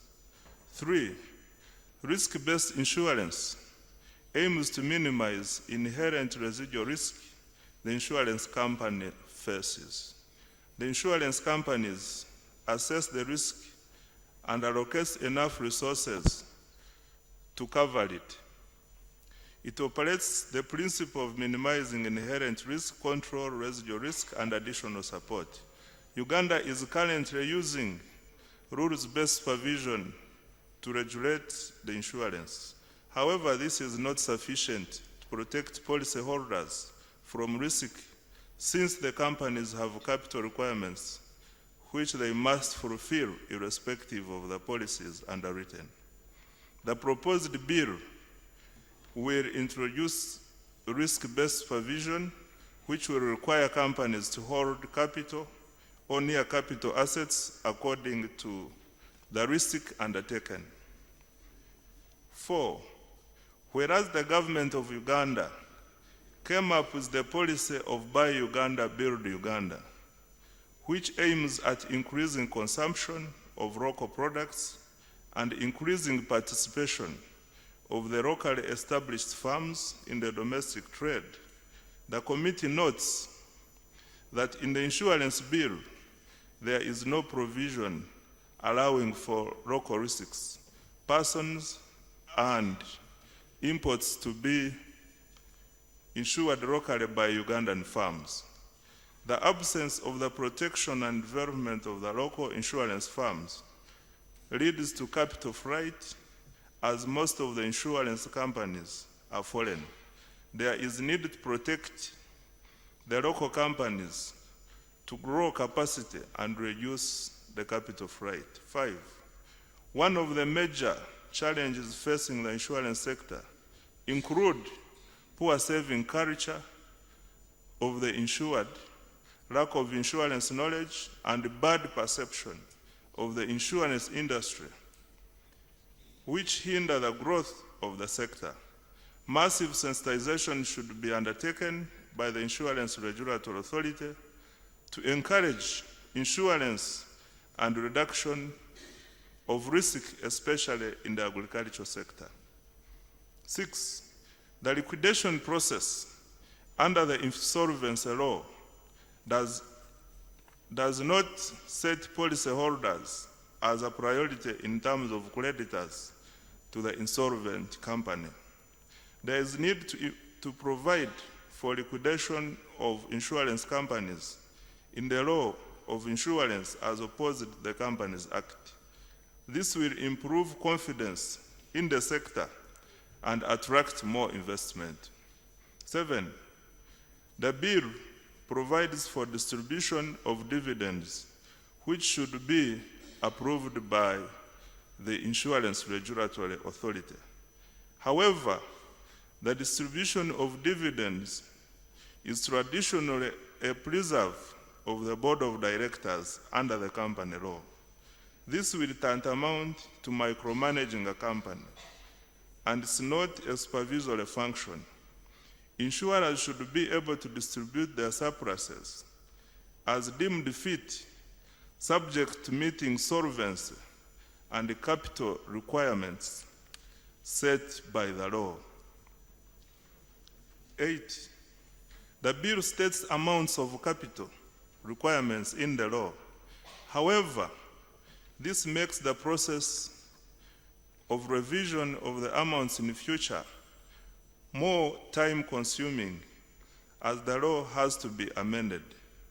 The amounts should be removed from the bill and put in the regulations, and currency points should be used as opposed to figures. This will improve regulation of the sector. 9. The bill provides for preparation of financial statements by the insurance companies. The bill provides for reporting according to international financial reporting standards. However, international financial reporting standards are applicable in a manner adopted by the Institute of Certified Public Accountants of Uganda. The Council of the Institute of Certified Public Accountants of Uganda is empowered under Section 12(1) of the Accountants Act 2013 to issue and adopt international accounting and auditing standards and promote their usage in Uganda and make suitable adaptation where necessary. Therefore, the bill should take into account the provisions of the Accountants Act 2013. Committee recommendation, Mr. Speaker, sir. The committee recommends that the Insurance Bill 2016 be passed into law, subject to the proposed amendments. Mr. Speaker, I beg to move. Thank you very, very much, Honorable Chair, and thank you to the committee for a very comprehensive work and a clear report. And I see you have suggested several amendments that would improve on the bill, but we'll come to that at another stage. Honorable Member, the question I've proposed, motion for second reading of the bill, relates to the principles of the bill, and we'll have a debate on the principles of the bill. And the debate starts now. If we want to discuss the principles of the bill, let's start the debate now. And if there is no debate, I'll put the question to the motion for second reading of the bill so that we can go to the committee stage of the bill and examine clause by clause. Honorable Member for Masindi District. Thank you, Mr. Speaker. Mr. Speaker, I want to thank the chairperson for his detailed report. Mr. Speaker, as I was listening, I realized that the bill is not talking about certain areas which are supposed to be insured. And more specifically, I'm talking about agriculture. Mr. Speaker, recently the sugar cane growers lost a lot of cane to fire outbreaks. Even the tree growers lost a lot of their acreage to fire outbreaks. And Mr. Speaker, it's only Uganda which is not providing insurance to farmers. I want to find out how are the farmers catered for, especially in today's world where we have a lot of risks. They need to be insured. Thank you very much, Mr. Speaker. Thank you. Member for Kabaramaido County. Thank you, Mr. Speaker. I'd like to really thank the committee for a very comprehensive report and particularly articulating all the needs of the insurance and the insurance industry that affects this bill. I'm interested in the reinsurance sector.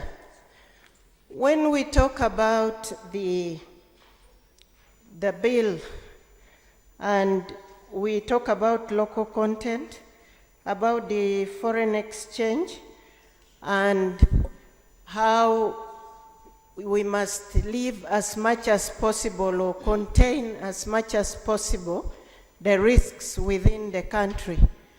Now, I'm more worried because we have so much of our money, or the risks are so high, particularly in the oil industry and in other construction industry. I did not see in that bill the proponent of reinsurance, how much is supposed to be retained in country and how much is supposed to be shared with reinsurers abroad. Because if we retain so much in country, then we are exposed to the liability and the payments of the losses, just in case the losses occur, which they will indeed. Thank you, Mr. Speaker. Thank you. Honorable members, the Ngora County, are you rising or thinking about it? Thank you so much, Mr. Speaker. I want to thank the chairperson for the very comprehensive report. The report has been very clear, and I've just been meditating, understand the details. Mr. Speaker, when we went for an official visit to Mombasa last year ago, and the Committee of Foreign Affairs, our consulate at the Iraq side told us that Uganda is always losing $51 million because the companies that are in Kenya, these insurance companies that are in Kenya, are actually the ones that normally do the insurance for all the imports that we are getting in this country. By mere fact that the details now are clear, Mr. Speaker, I would propose that let this thing be passed to law, so that a lot of we regulate it, number of issues that are taking place right there. Then secondly, Mr. Speaker, as we all know, in business, if you are risk averse, you won't do anything in this country. If you fear taking a risk, that means you will get nothing. Likewise, even us here, we have to risk to stand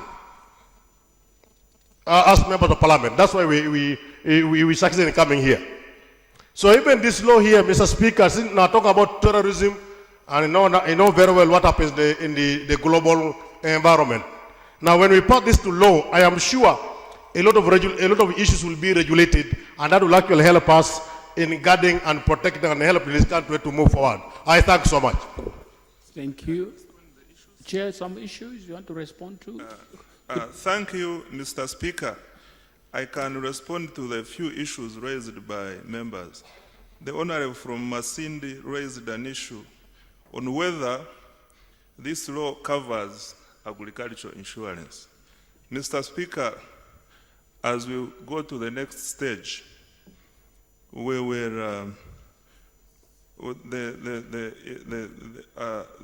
there are a number of clauses that will address the concerns of the honorable member, because, Mr. Speaker, this is a bill that is aimed at improving the insurance industry generally, and it is providing for micro insurance, bank insurance,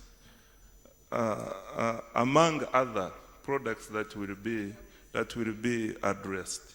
Then on the reinsurance, Mr. Speaker, reinsurance principle underlies the fact that where the risk is too big, so many companies can apportion the risk in order to avoid the companies collapsing in an event of occurrence of the risk that is insured. And this can be done nationally, regionally, and internationally. So, therefore, Mr. Speaker, on the committee stage, we will be there is a clause that we will come across in regard to reinsurance. And we will be introducing the improvements that are needed in this clause. And I want to allay the fear of the member that in this bill we have provided for Uganda Re as the national insurance company among other reinsurance companies that will be allowed to underwrite risks of this nature nationally, internationally, and regionally. Yes. Thank you, Honorable Speaker. I wanted just to urge the member who raised the issue of the risk of agriculturalists losing their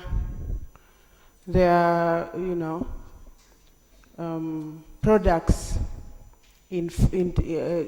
during fire and so on and so forth. The problem we have in Uganda, according to what we have seen as a committee, is that because the committee provides at a later stage, when we go to the committee stage, we will realize that there are, of course, provisions for all insurance products. But the problem we have in Uganda is that Ugandans have not appreciated what insurance is.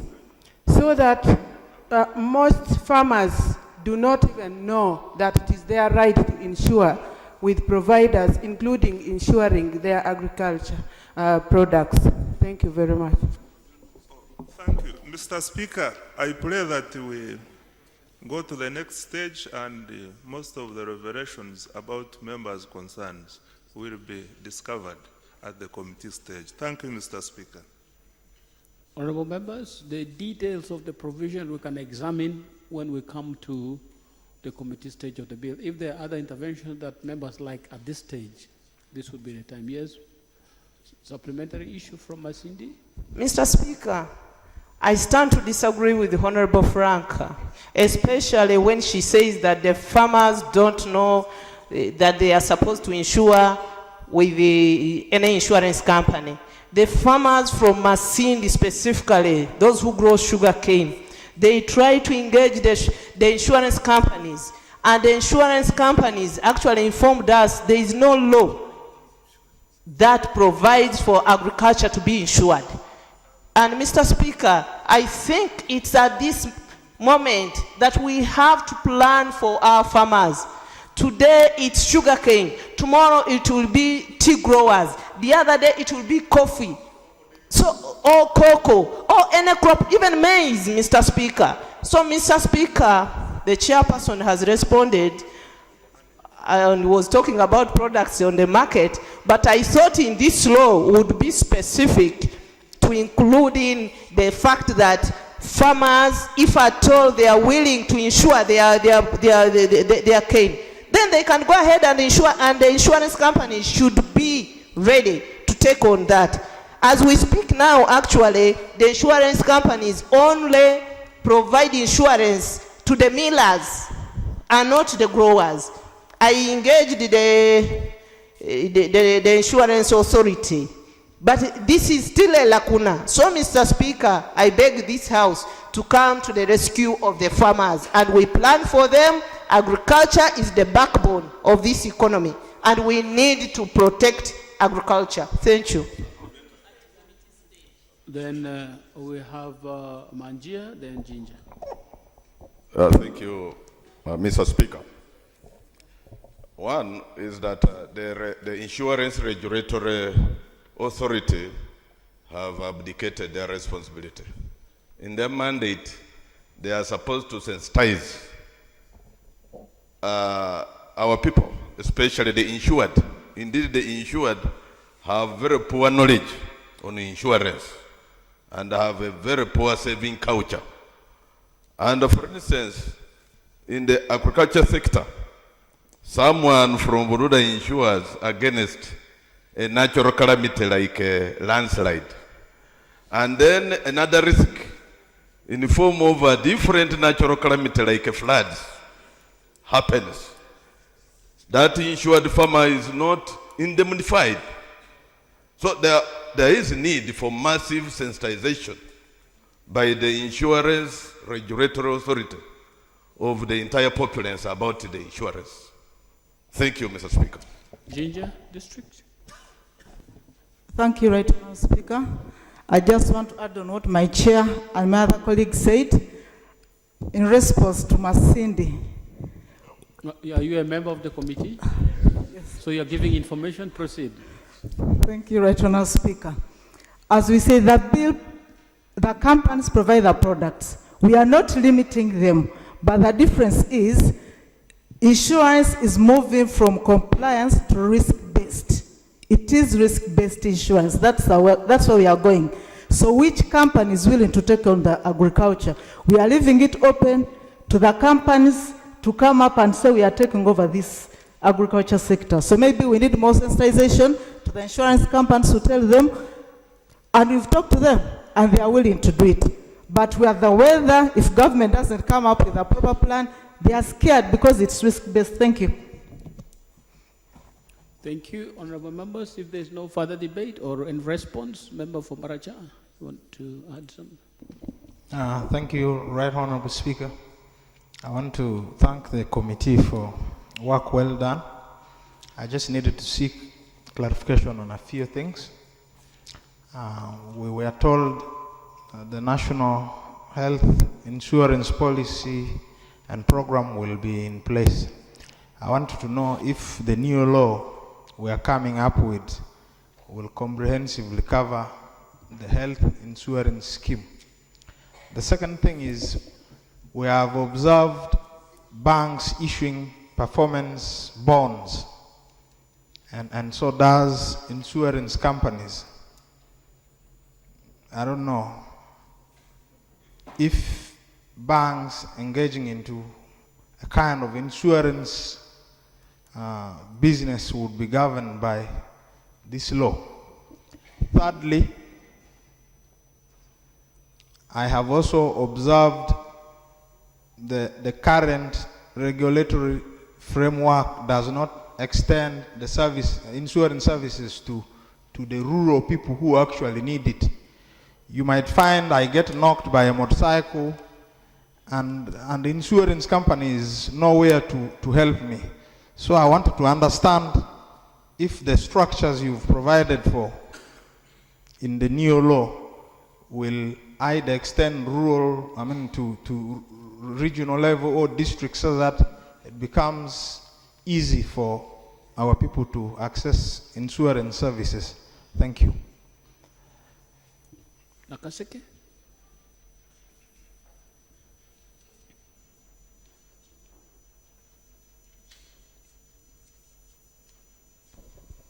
Thank you very much, Right Honourable Speaker.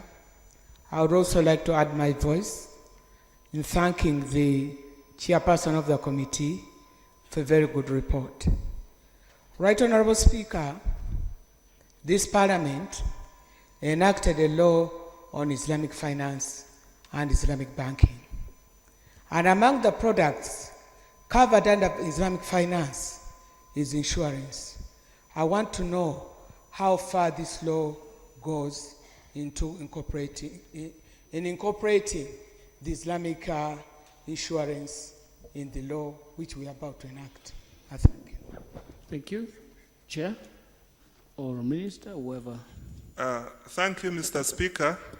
Mr. Speaker, on the health insurance, I think the bill, this is a different bill, and I am made to understand that the Ministry of Health is yet to bring it to the House for consideration. On the relationship between banks and the insurance companies, not companies, actually the insurance business. Mr. Speaker, the bill is providing for bank assurance. Bank assurance means that insurance companies will enter into an arrangement with banks to allow banks to offer insurance products. On extension of services to rural areas, Mr. Speaker, this insurance industry is a private industry. What informs the decision on where to invest is the return or the profit. So if in the wisdom of the companies, based on their research, find that there is good business in Padel, they will be able to open a branch in Padel. If it's not profitable, the companies may decide to offer services to people in Padel, Kitugum, among other areas of Acholi through Guru. And that one is also permitted in the business operations. Now, on whether the bill provides for Islamic what? Something related to Islamic banking. Mr. Speaker, the bill is providing for takaful. Takaful means that this is a model in insurance that will be operating like Islamic banking. I'm sure, Mr. Speaker, when we get to committee stage, I will be able to come back and give clear justification about these matters raised by members. Thank you, Mr. Speaker. Thank you very much, honorable members. We will handle the details of this matter at another stage, which will be the committee stage of this bill. Can I now put the question to conclude the debate on the principles of the bill, which is motion for second reading? I put the question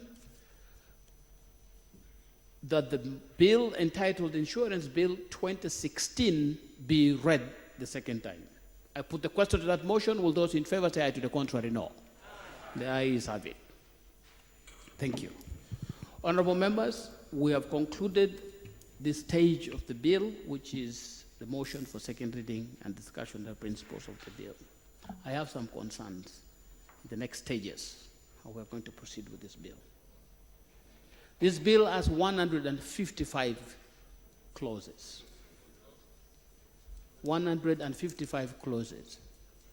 There are proposed amendments to 87 clauses of the bill.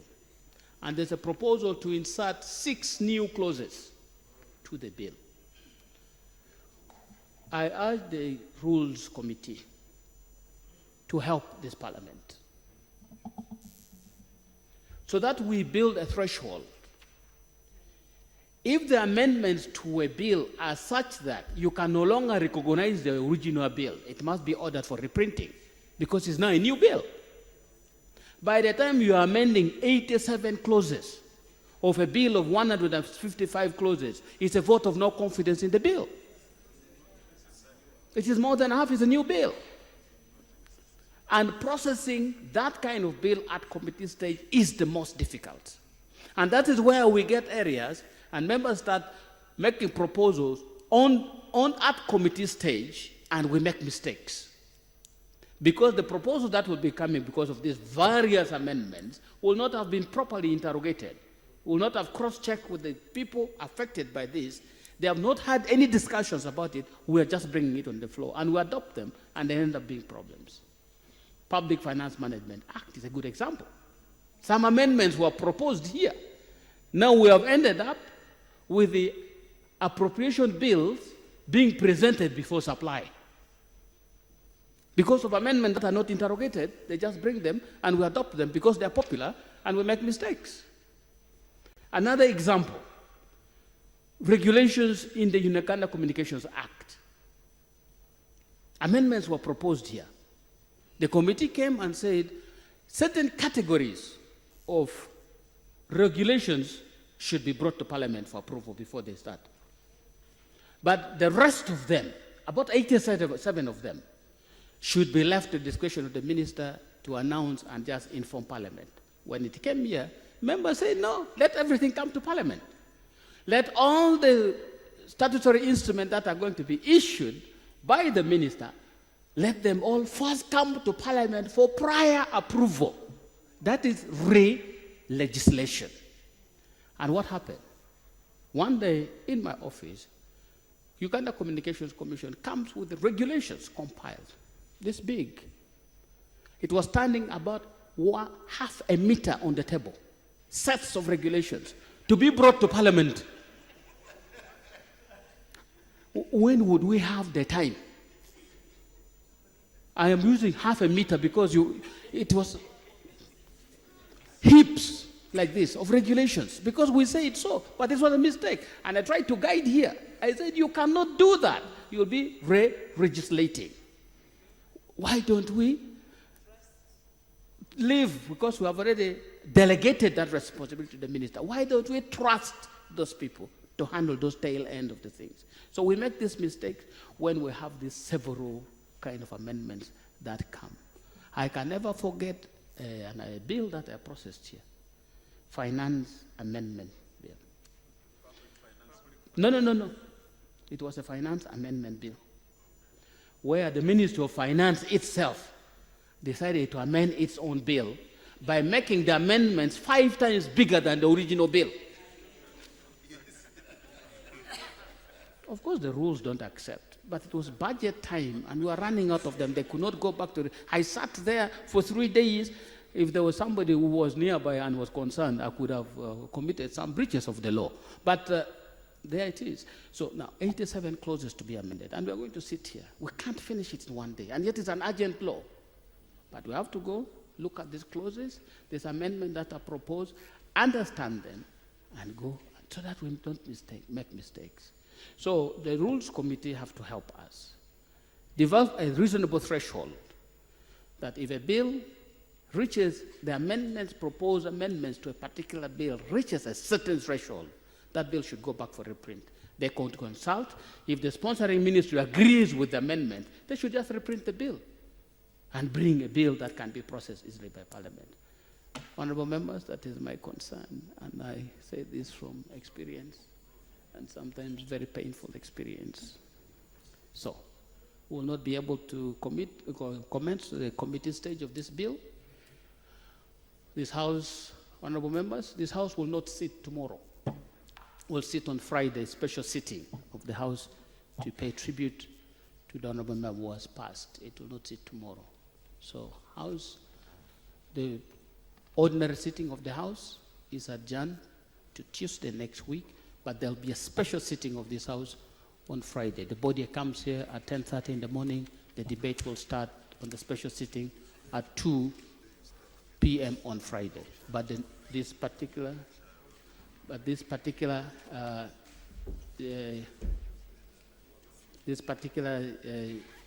normal sitting of the House.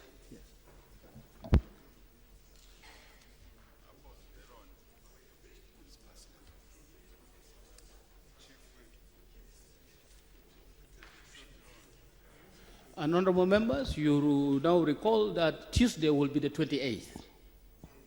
That is the gazetted day for electing our representative of the East African Legislative Assembly. And there are many candidates. And they all have to stand at the bar and address us for at least 7 minutes, one by one. And then we vote. And there are many. So the normal sitting of the House, we'll have to agree that we'll start on Tuesday in the morning. Will 10 o'clock be reasonable? Okay. So while we are adjourned, we know that we're coming back on Friday for the special sitting of Parliament. That will be a special sitting. But this particular sitting of the House is now adjourned to Tuesday, 10 o'clock. House adjourned.